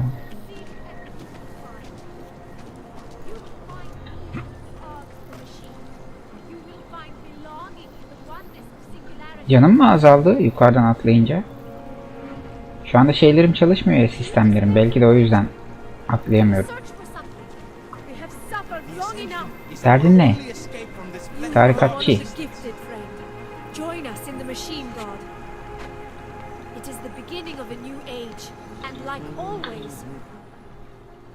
Seeker, are you prepared for the ascension? Yükseliş mi? I think you've got the wrong guy. No, I can see your purity. You are close, so close.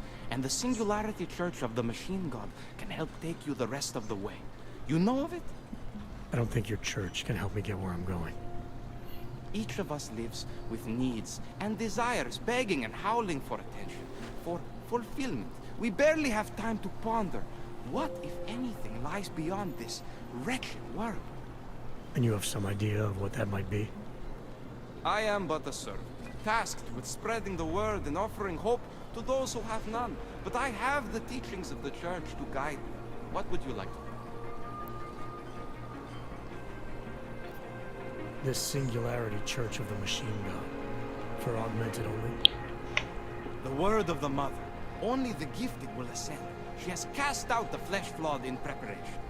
So you're here on a recruitment drive to fill up the numbers. And more. The Builder lives in this place. The dreamer of our ascension. Now, cast out at the will of the Mother. Let me guess. He's one of the flesh-flawed. No. He simply had a crisis of faith. But I am not so blinded by my faith as others are. He was a friend once, a mentor, a leader in our church. Some of us remember. Do you have more questions? Tell me more about this ascension. Our minds will depart their corporeal shells and merge with the divine consciousness of the Machine God. This is the ascension. Sounds like you're talking about uploading a copy of your brains to a computer. I didn't think that was possible yet. Thanks to the Builder, it is. But it is much more than a simple copy. It is transference. Joseph called it an evolution of the human condition. Do you have more questions, Seeker? Nothing right now. Maybe some other time. Very well, Seeker. Ben GTA 5'in senaryo modunu başından sonuna oynadım, bitirdim. Online'ına hiç bakmadım bile. Hiç ilgimi çekmiyor çünkü. Bir ara ya bir baksam, yani çok popüler sonuçta, herkes oynuyor. Bir bakayım dedim, niyetlendim ama fırsat olmadı. Sonra da sildim zaten. Burası oraya çıkıyor.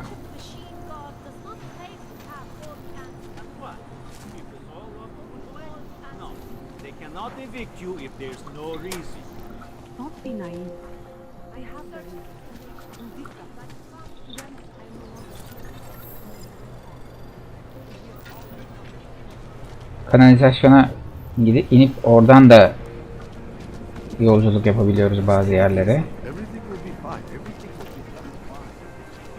Polisler bana sıkıntı çıkarır mı? License, permit, voucher, document of authority, temporary pass, travel coupon, and/or certificate of authenticity. Good old days, we'd just ask for ID. Good old days are gone. Haven't seen one of these before. Orange level. You are some kind of badass? Just someone with a job to do. And the tools to do it, obviously. Go on through. İyi, Allah'tan iznimiz var, yoksa kanalizasyondan falan giderdim. Şu şeyi sevmiyorum. Hani ekran kararıyor, açılıyor. Ara sahne giriyor, sonra tekrar ekran kararıyor, açılıyor, oyuna dönüyorsun. O işte kararma, açılmalar koparıyor. Şeyde CD Projekt Red oyunlarında onu çok güzel çözdüler. Böyle şeyler olmuyor yani. Beer? Something else? Hani Witcher 3 yine bir nebze de Cyberpunk'ta muhteşem olmuş o olay. Ama bu da şeye sebep olmuş. Kendi karakterimizi böyle 3. kişi kamerasıyla göremememize sebep olmuş. Yani bir yandan iyi, bir yandan kötü. Ne? What else have you got? Oh, just Bu sadece bu of interest. dükkan. For someone who lives off of their sales, you're unusually reserved.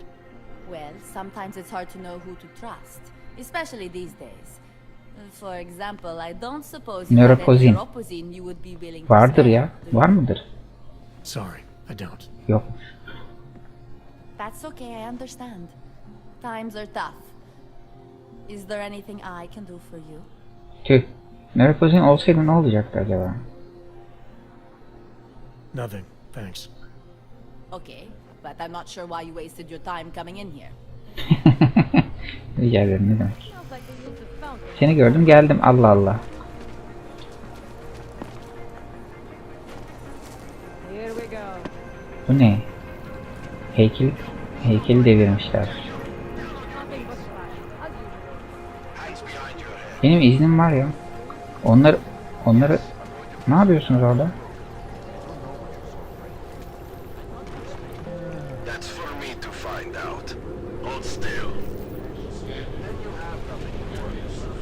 Benim bu taraftan gitmem lazım.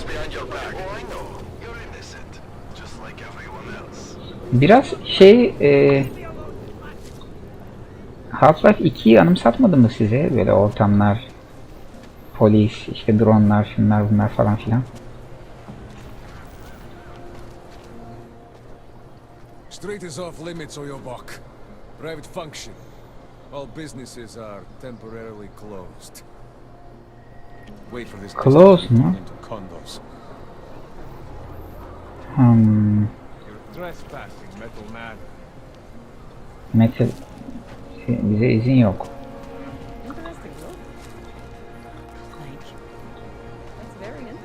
Konuşabiliyor muyuz seninle abla?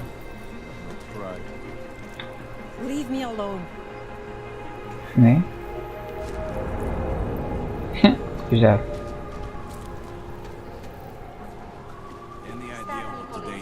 Ha, o bölgeye de girilmiyor.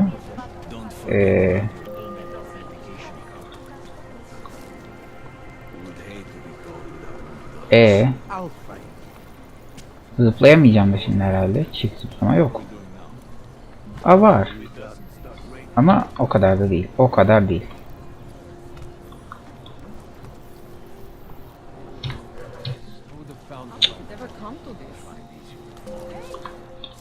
Çıkamıyorum.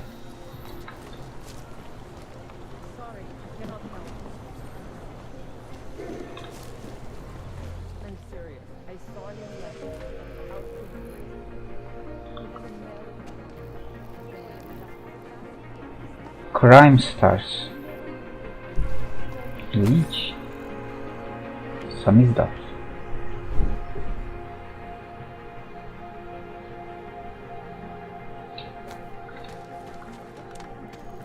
Aha.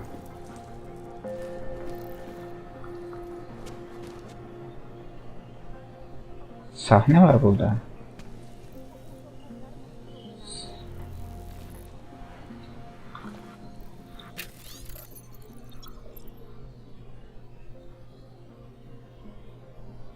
Senaryonun bir parçası. Ama Çekçe, kendi dillerinde. Yani doğal olarak. Biz de Bursa'da bir ara şöyle bunun gibi böyle neredeyse tiyatro sahnesi açacaktık. Olamamıştı.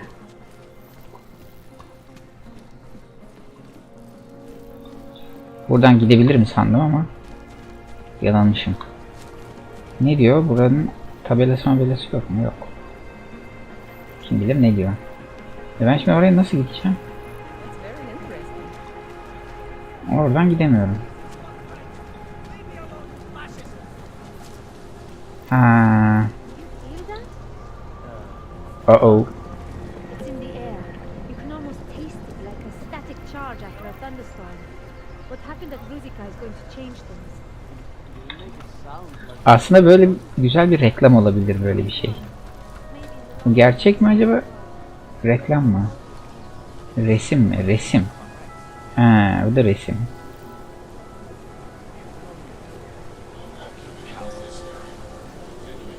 Oo, buradan oraya, oradan oraya. Bak ya, kaydet.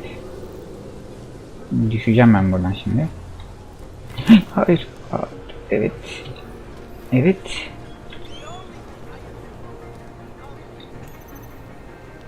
Floss ve Mel'in bilgisayarı kilitli. Hackle.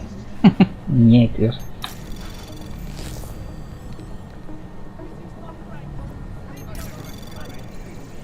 Buradan. Hadi canım. Ah be. Hadi. Buradan buraya gidemiyor muyum? Gidemiyormuşum. Ele geçiremeyeceğim.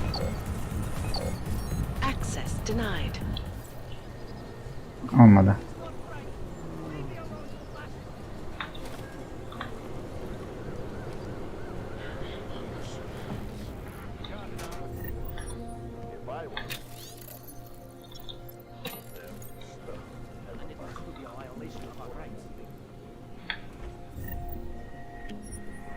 Neydi bu aldığım? Ağrı kesiciymiş.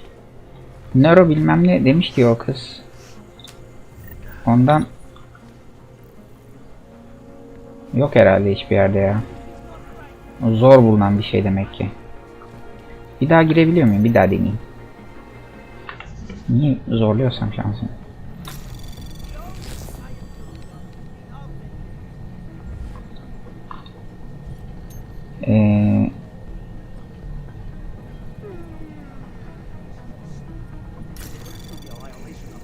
Anomaly detected.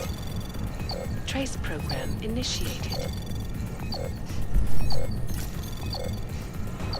Access granted. Aslında bu kadar kolaydı da.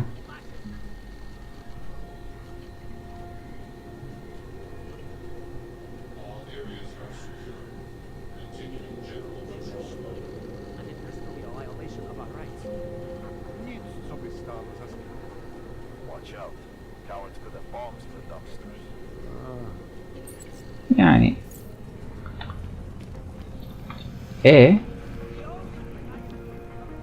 ben buraya niye girdim? Kapıdan çıkamıyor muymuşum?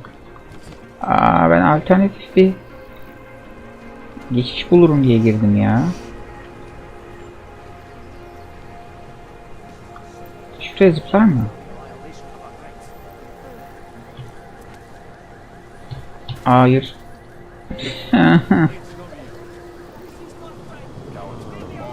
Normalde o çalışıyor olsa donanımlarımız oradan oraya çok rahat atlarım da olmadı. Nasıl gideceğim peki?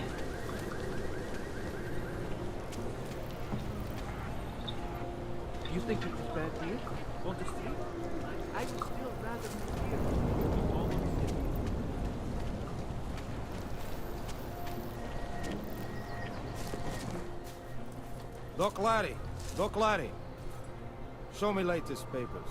Otherwise you cannot go through. I know the drill. The drill has changed. Too many forgeries. All OGs must now carry a supplementary permit. Yarın canlı yayın yok. Cuma akşamı yaparız. I'll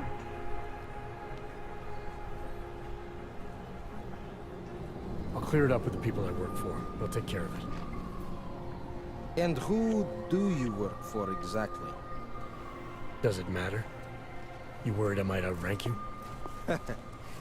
Of course not. These rules, they apply to everyone. Besides, I am regional director of document checking. I report to God directly. It is God who tells me that if you continue this way, without proper permit, I am morally obliged to shoot you. Is that right? My friend, I know what you're thinking. It's terrible the way they make laws against your kind. But listen, maybe I can do something to help. We could come to an understanding. What kind of understanding? Lucky for you, I know a guy. An expert in permitification. A document agent. He offers permits. Diğer seçeneklerden birini seçseydim geçmeme izin veriyor muydu acaba? With his help, you go wherever you want, whenever you want. No more hassles. What do you say?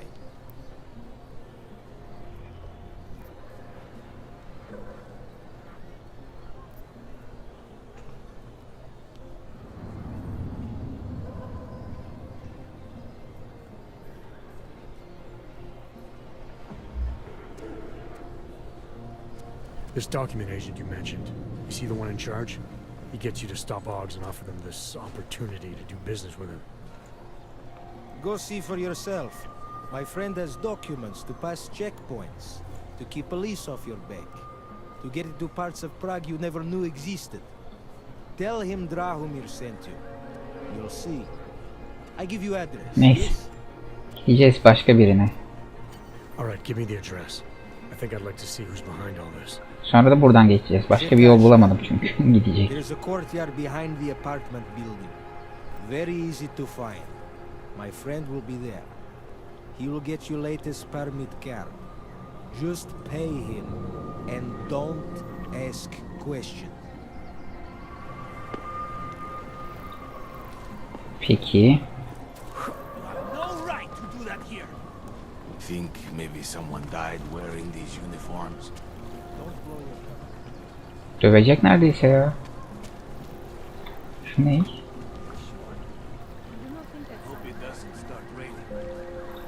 Alarmı tetikleyip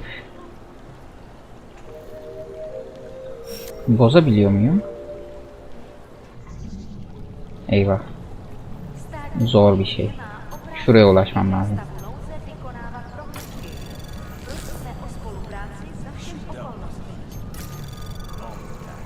Anomaly detected. Eyvah eyvah. Trace program initiated. Eyvah eyvah. Access denied.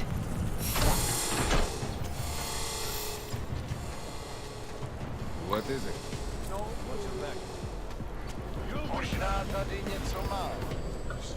Hayır. Ah, buradan aşağı metro aşağıya iniş varmış. Hayır. Beceremedim ki. Türkiye Empire. Hoş geldin.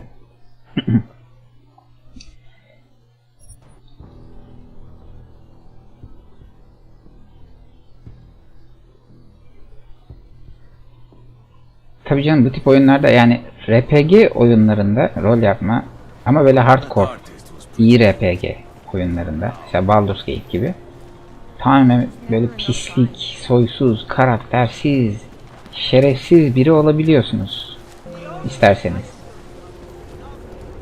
Aa, buradan da iniş yasak. Ama ben o doğrulamayı yaparsam bana burayı da açarlar. Bir dakika.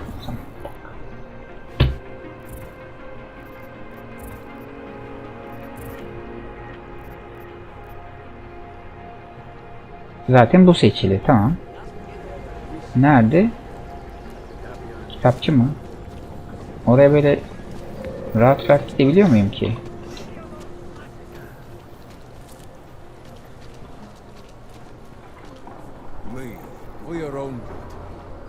Ama kitapçının girişi de burada. Aa,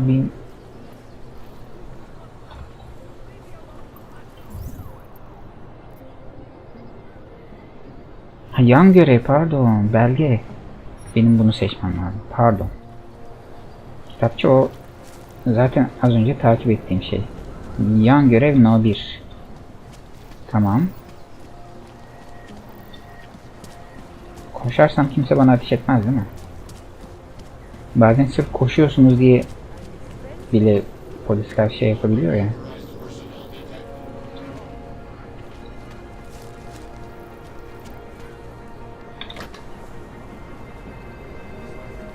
Abi çok merak ediyorum, buralar nerelere gidiyor. Kimle, hanginiz?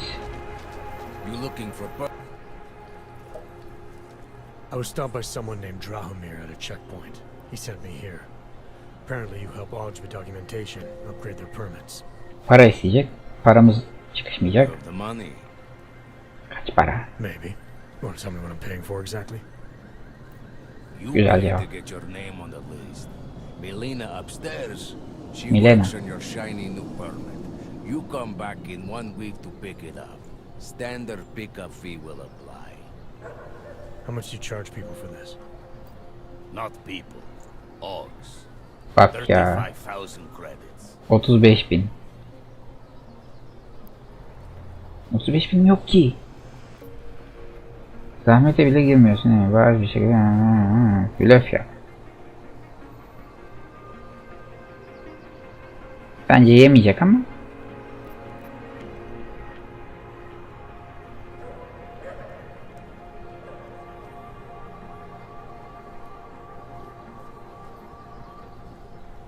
Kesin yemez ya. Hangisini deneyelim?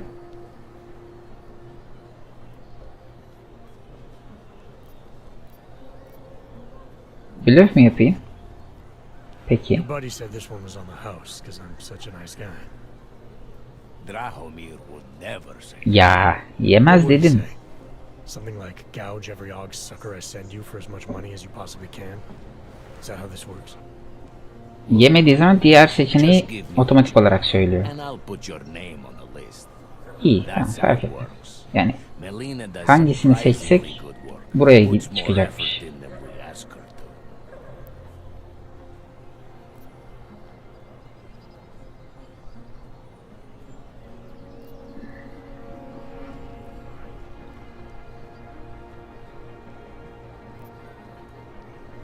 Ya ver ya. 35 bin istedi, sadece 35 veriyoruz. Abi. Kabul etti. Bir de aşağıladık. Üst kattaki dolandırıcı ile yüzleş. Şimdi girebilir miyim? This area is restricted to you, Lord. Peki.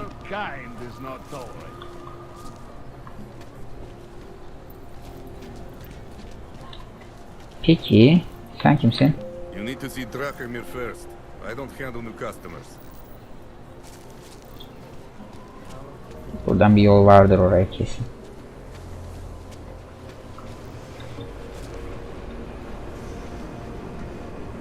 Evet. Elektrik. Yapma. Yapma. Kaldıramam ki. Şeyim yok, gücüm yok.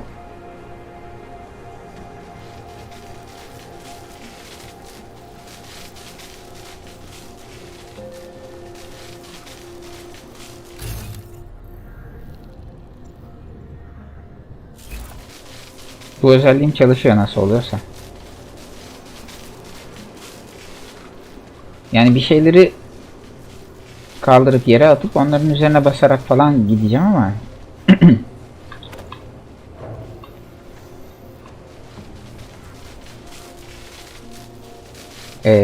left mouse'tan fırlat. Ah be.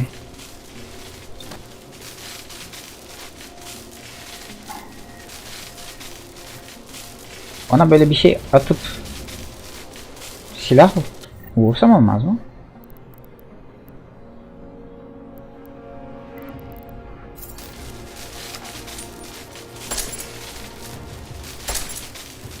Aranıyor mu? Silah sesini mi duydular? Eyvah eyvah. Yapma be. Duymamış olsunlar. Ben değildim. Gelen giden yok.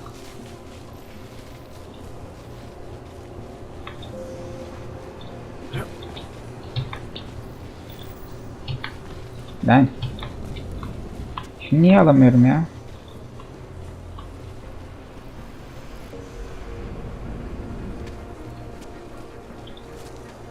Neyse, neyse. Olmadı.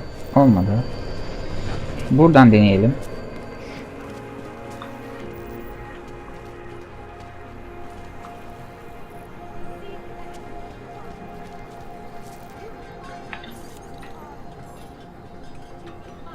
Güvenlik derecesi çok yüksek. Okey. O da yemiyor.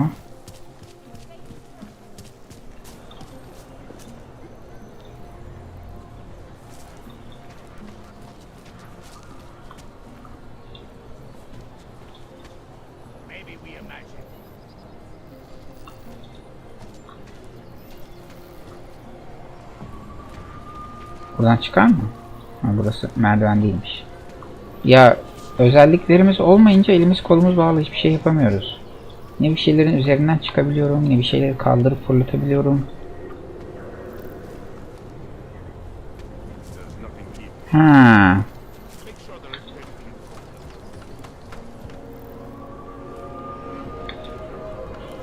Lan hayır ya. Sen beni şey yapmazsın değil mi?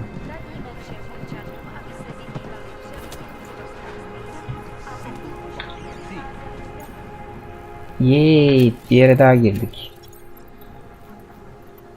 Fırlatılabilir. Bu bira kasalarını adamların kafasına atsam nasıl olur acaba?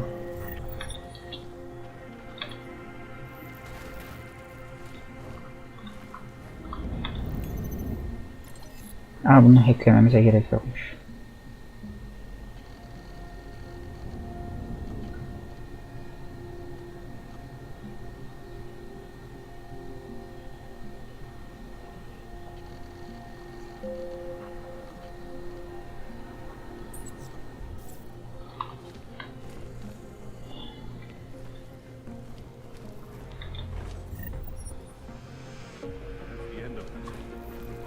Ya ama buradan yine şey yapamıyorum ki. Oo, silah falan çıktı. Yani kapıdan aşağıya inemiyorum.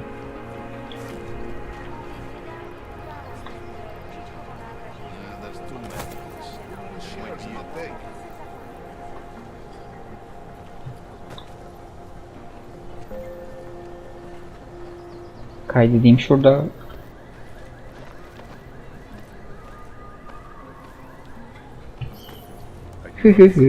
Single fucking thing. You don't think one of the Augs went to the police? Orada biri var.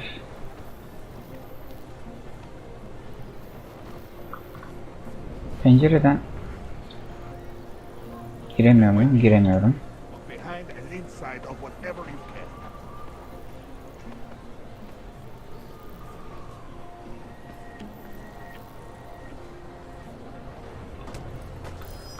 What the hell? Maybe it's safer to just stay here. Ya hemen gördü ya. Ya.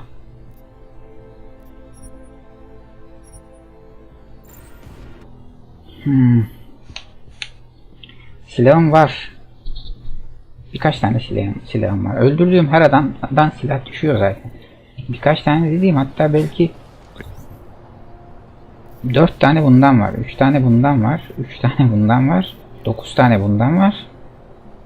Ama ben çatışmaya girmek istemiyorum. Problem o. Gizlilikle ilerlemek istiyorum. We need to clean the courtyard out. Too much cover there. You're going to check it out? What was that?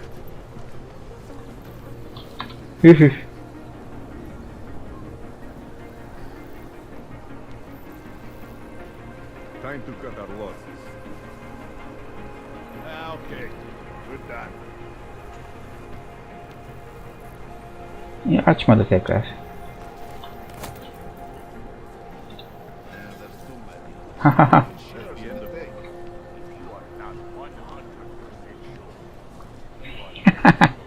Güzel.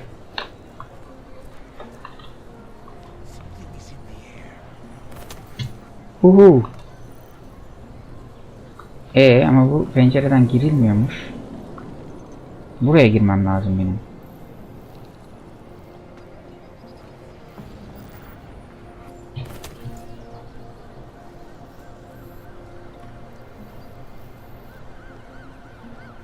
Just the one so far.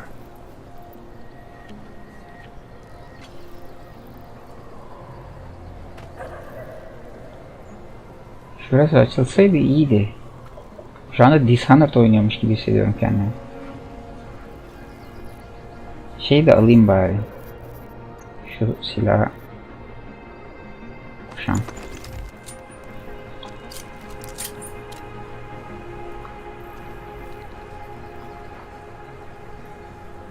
Bu ikisini bayıltmam gerekecek ya. Useless.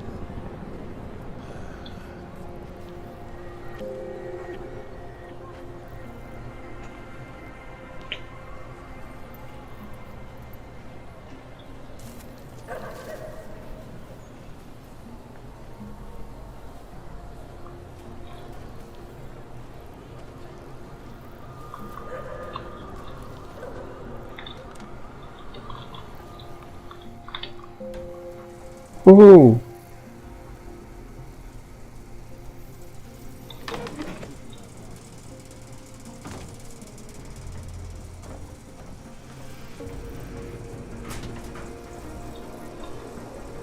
Abi.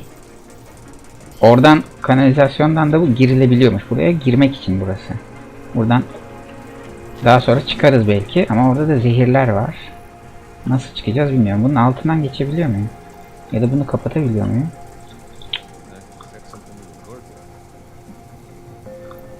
Şunun altından geçerim bence. Geçtim.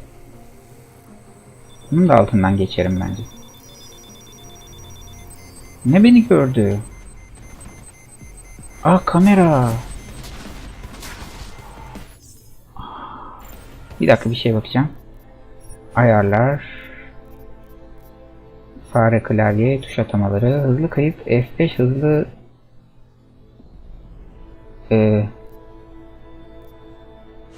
nerede?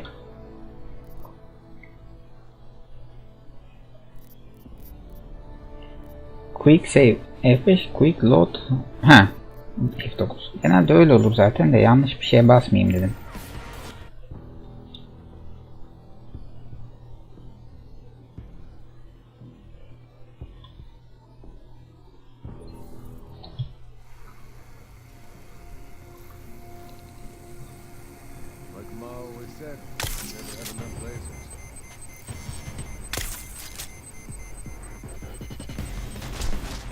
Saçma oldu. Bu silah orada işe yaramıyormuş.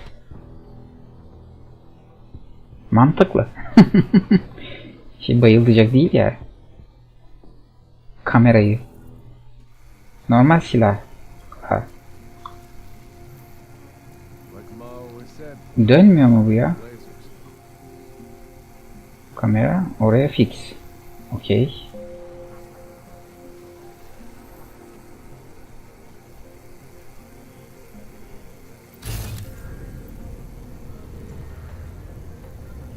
O yukarıda da birileri var.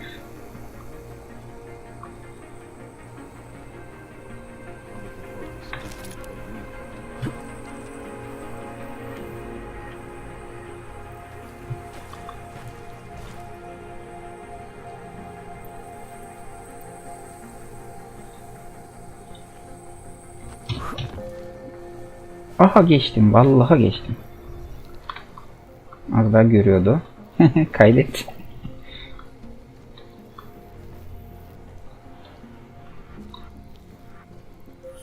Jensen, I'm getting worried. Should I be calling every police station in town looking for you? That's not necessary. I'll be in soon. Good, because we've got work to do. Yav. Okuyamadım da ne dedi? Envanter dolu. Gerçekten. Yine buradan devam edeceğiz. Bunlar hareketli. Biraz hızlıştık sanırsam. Keşke normal susturuculu tüfeğim olsaydı, tabancam. Kırardık şunları.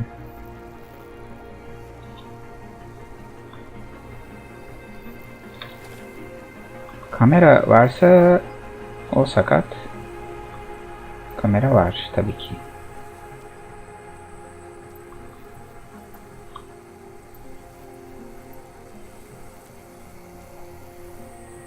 Zaten oradan geçemem.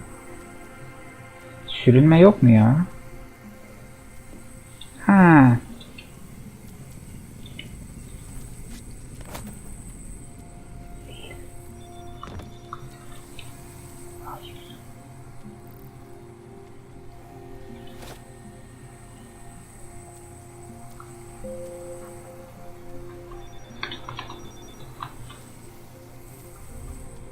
Buradan nereye? Ha. Bilgisayar. İnşallah hackleyebilirim. Yoksa hapı yedik. F güçlendir. Neyi güçlendiriyor? Bir dakika, ben nereye ulaşmaya çalışacağım buradan?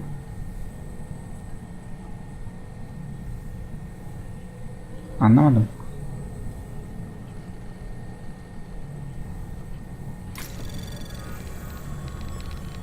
Anomaly detected. Trace program initiated.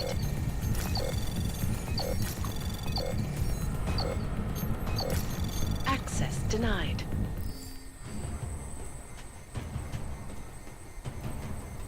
Alarma geçtiler.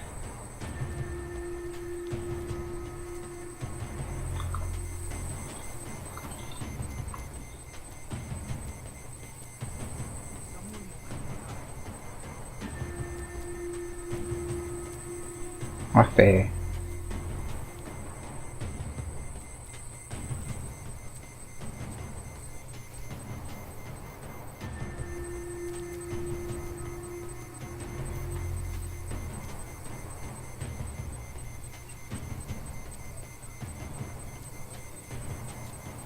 Ne kadar sürüyor ki alarm? Bekleyeyim biraz ama ha. İyi, güzel.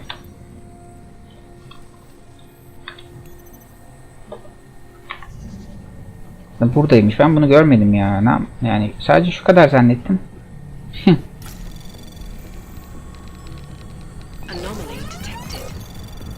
Trace program initiated.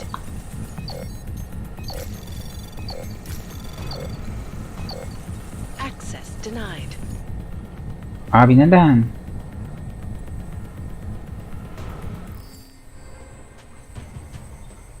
Neden?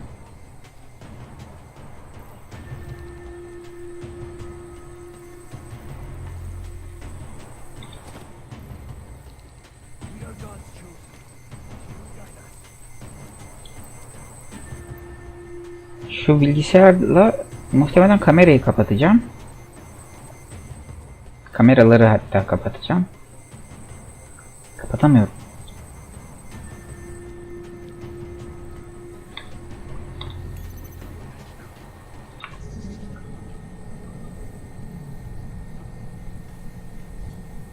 Ha, güçlendire tıklamadan başlayabiliyorum. Anomaly detected. Trace program initiated. Access denied. Ah, tamam, anladım.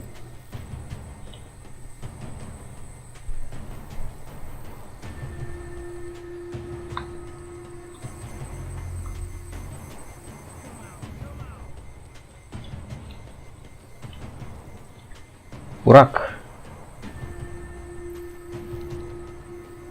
Daha önceden gittiğim yolu bir daha deneyeyim. Hepsini birden hacklemeyi mi?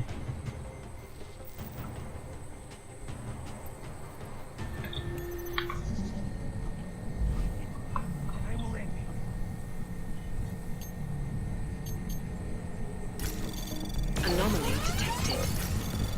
Trace program initiated. Access denied. Ah be.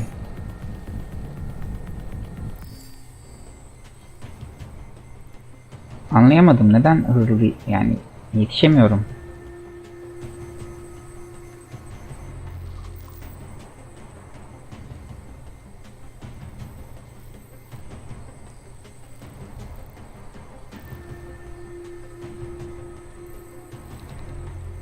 Farklı yol izlesin diye.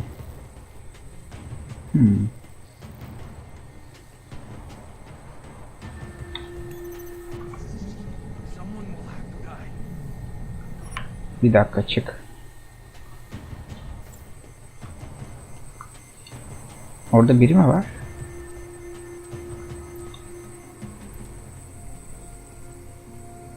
Tam kapıya kadar geldi galiba.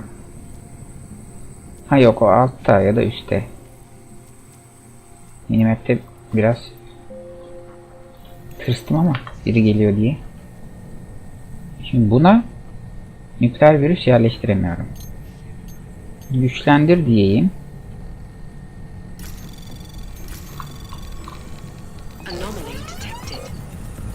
Trace program initiated.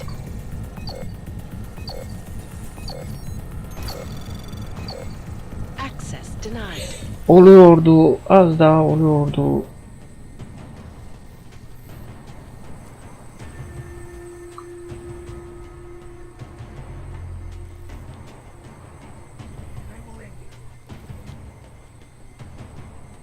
Ha, süre yazıyormuş yanda 40 saniye.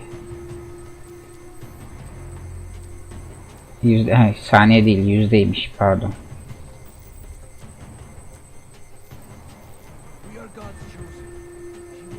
Bire kadar devam etmeyeceğim ama şurayı bir geçeyim istiyorum ya. Yani belli bir saat vermeyeyim de.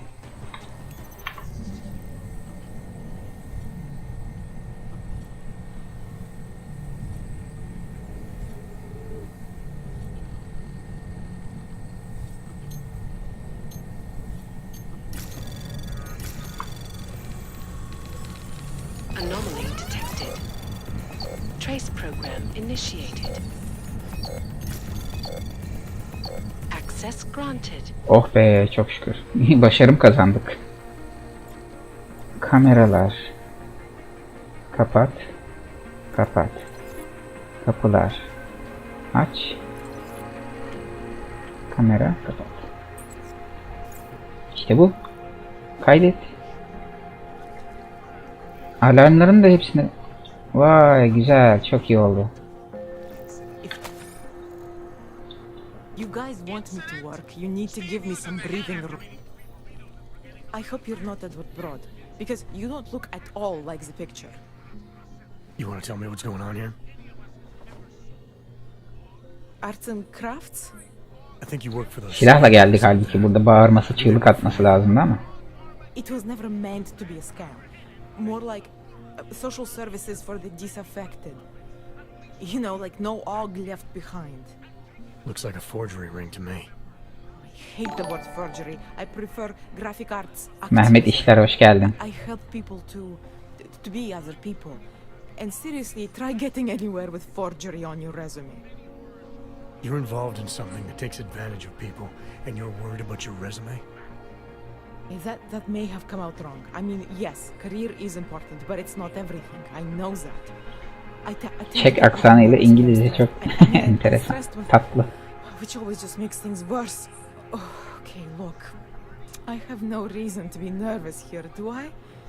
You're totally on my side, right? One of the good guys. Not like Drahomir.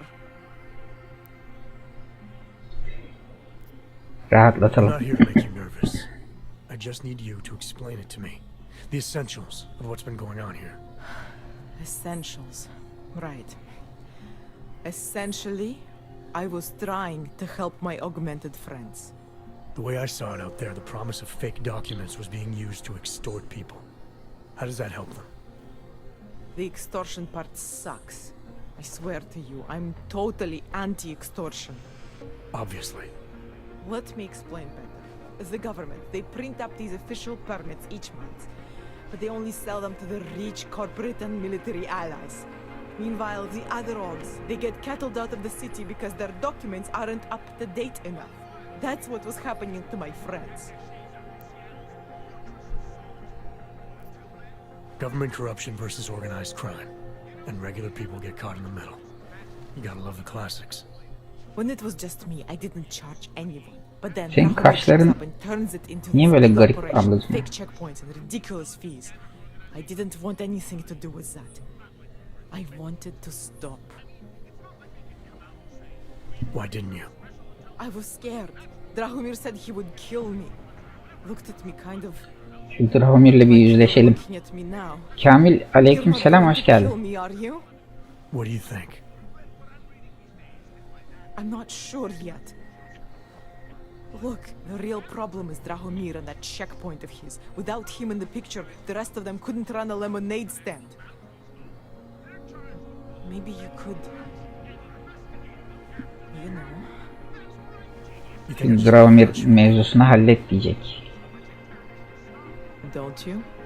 I like knowing there are other options. Okay, so stab him, scare him, or get the police to do their job for once. I remember Drahomir mentioning this cop who threatened him. She was hanging around his checkpoint. Who knows? Maybe there really is one good cop in Prague. That sounds like the safest bet. Otherwise, Ghost. Başarımı kazandık. Scam artists or not. The whole city would come down on you. Still. Şu ana kadar kimseyi öldürmedim ya. Oyunun başından beri. Gerçi çok da bir çatışmamız zaten olmadı ama. Aa, öldürdüm ya. O helikoptere giderken birkaç kişiyi öldürdü. No more faking documents ever again. Unless someone really needed one. Then I'd probably do it. I mean, if we knew for a fact that we could help someone, we should do whatever we can, right?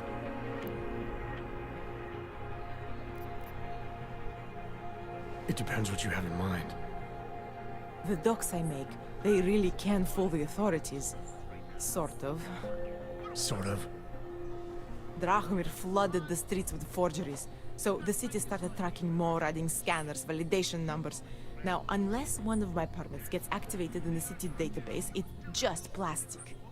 So you're telling me these people pay for forgeries and then probably get deported anyway? It doesn't have to be that way. I have 2 permits that I literally just made. And I think we can really help these people. If you're willing. Yardım edelim lan. Tamam. İnandım ben sana. Their names are Edward Broad and Irenka Bauer. Drahomir was going to charge them like 20 more times. Biz güçlerimizi tekrar kazanana kadar bayağı bir tırmalayacağız belli ki. Christmas present? You said it's just plastic that people get deported anyway. How does this help them? I think I know how to get them activated. As long as you're willing to follow through. All right. I'll go meet Edward and Irenka. In the meantime, are you going to be okay here? Once they learn that Drahomir's been taken care of, the others will leave me alone. He's the one I'm scared of. By the way, there is a safe over there where they keep their money. I'll give you the code. 2489. 2489. Alırım. What about you? Alırım. Way ahead of you. 2489. Bir dakika. V miydi? Silahımızı indirelim artık yani. Ayıp olmasın. Nerede dedi ya kasa? La casa.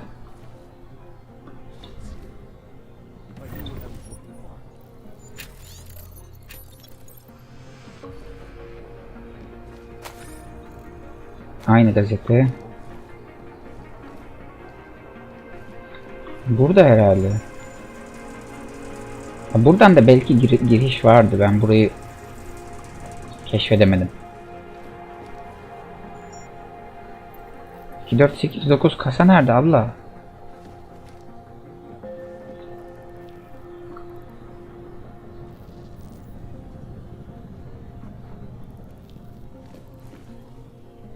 Onun gideceğimiz yerde mi kasa?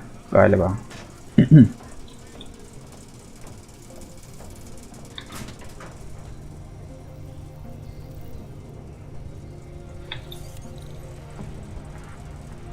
Ha bu. 2, 4, 8, 9.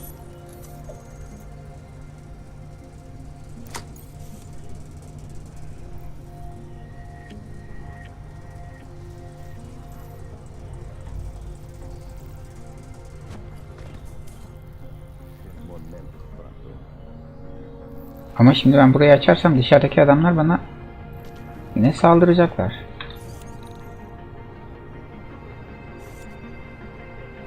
Şimdi ben bunu açtım da içindekileri aldım mı? Ha, almamışım ki, hey Allah'ım.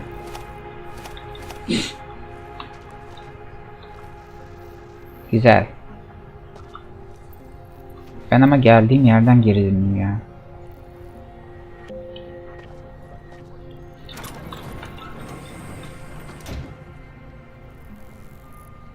Nothing is the action. The smash and grab jobs. Much cover.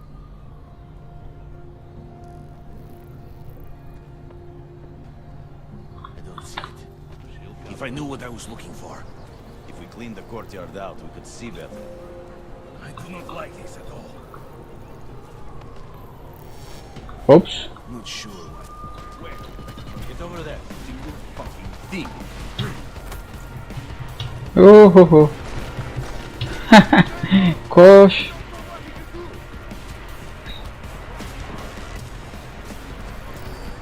Ateş ediyorlar abiler, polisler.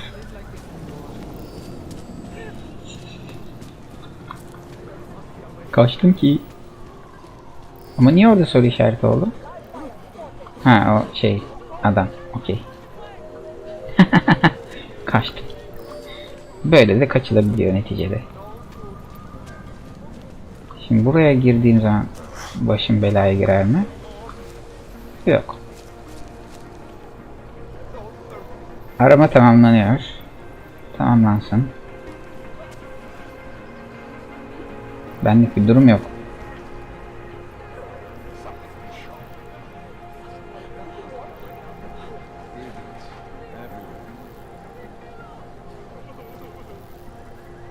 Hadi.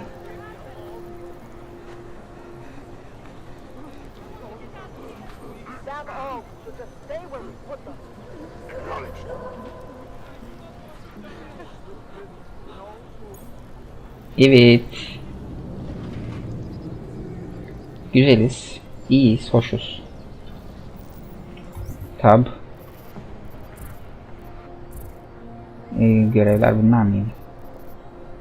Yan görevler. Hakkından gel. Edward ve Renka ile buluş.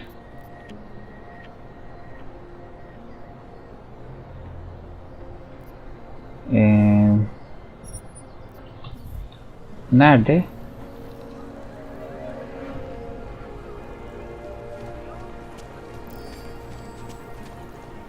Ha.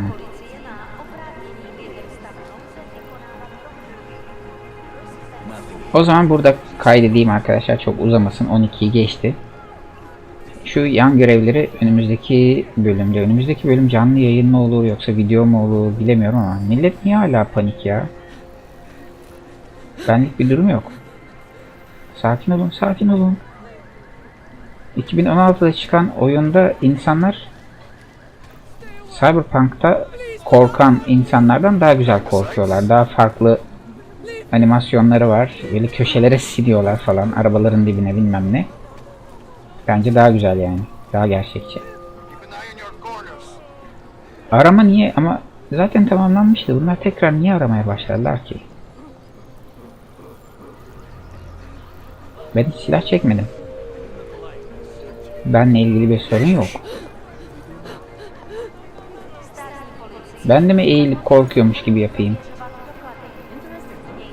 Neyse, her arama sıfırlandığında puan veriyor. Biz şeyimiz var mı bizim bu arada?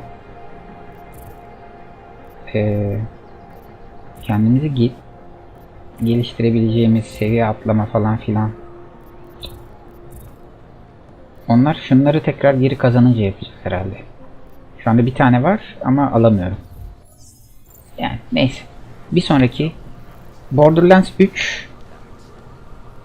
Ha, bu arada Borderlands 3 şu anda Epic Games'te 60 liralık indirim kuponunuzu da kullanırsanız Borderlands 3'ün ana oyunu, ama DLC'leri yok. 41 liraya geliyor. Aldım. Var. Oynayacağım ama şu anda Deus Ex, Cyberpunk 2077, Metal Gear Solid ve dün başladığımız serimizin 4 tane oyun oynuyorum.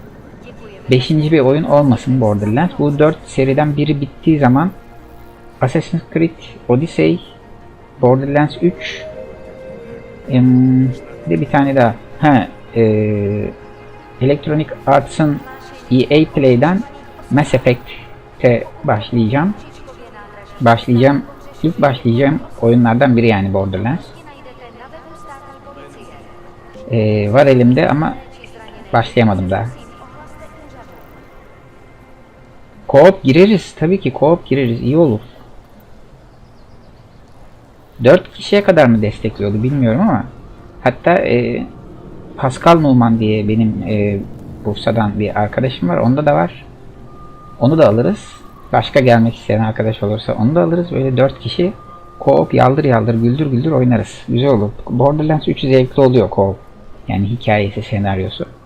En başından başlarız. Ben en başlarını biraz oynamıştım. Ama tekrar oynarız. Şimdilik dediğim gibi benden bu kadar. 12 kişi görünüyor. Ne güzel.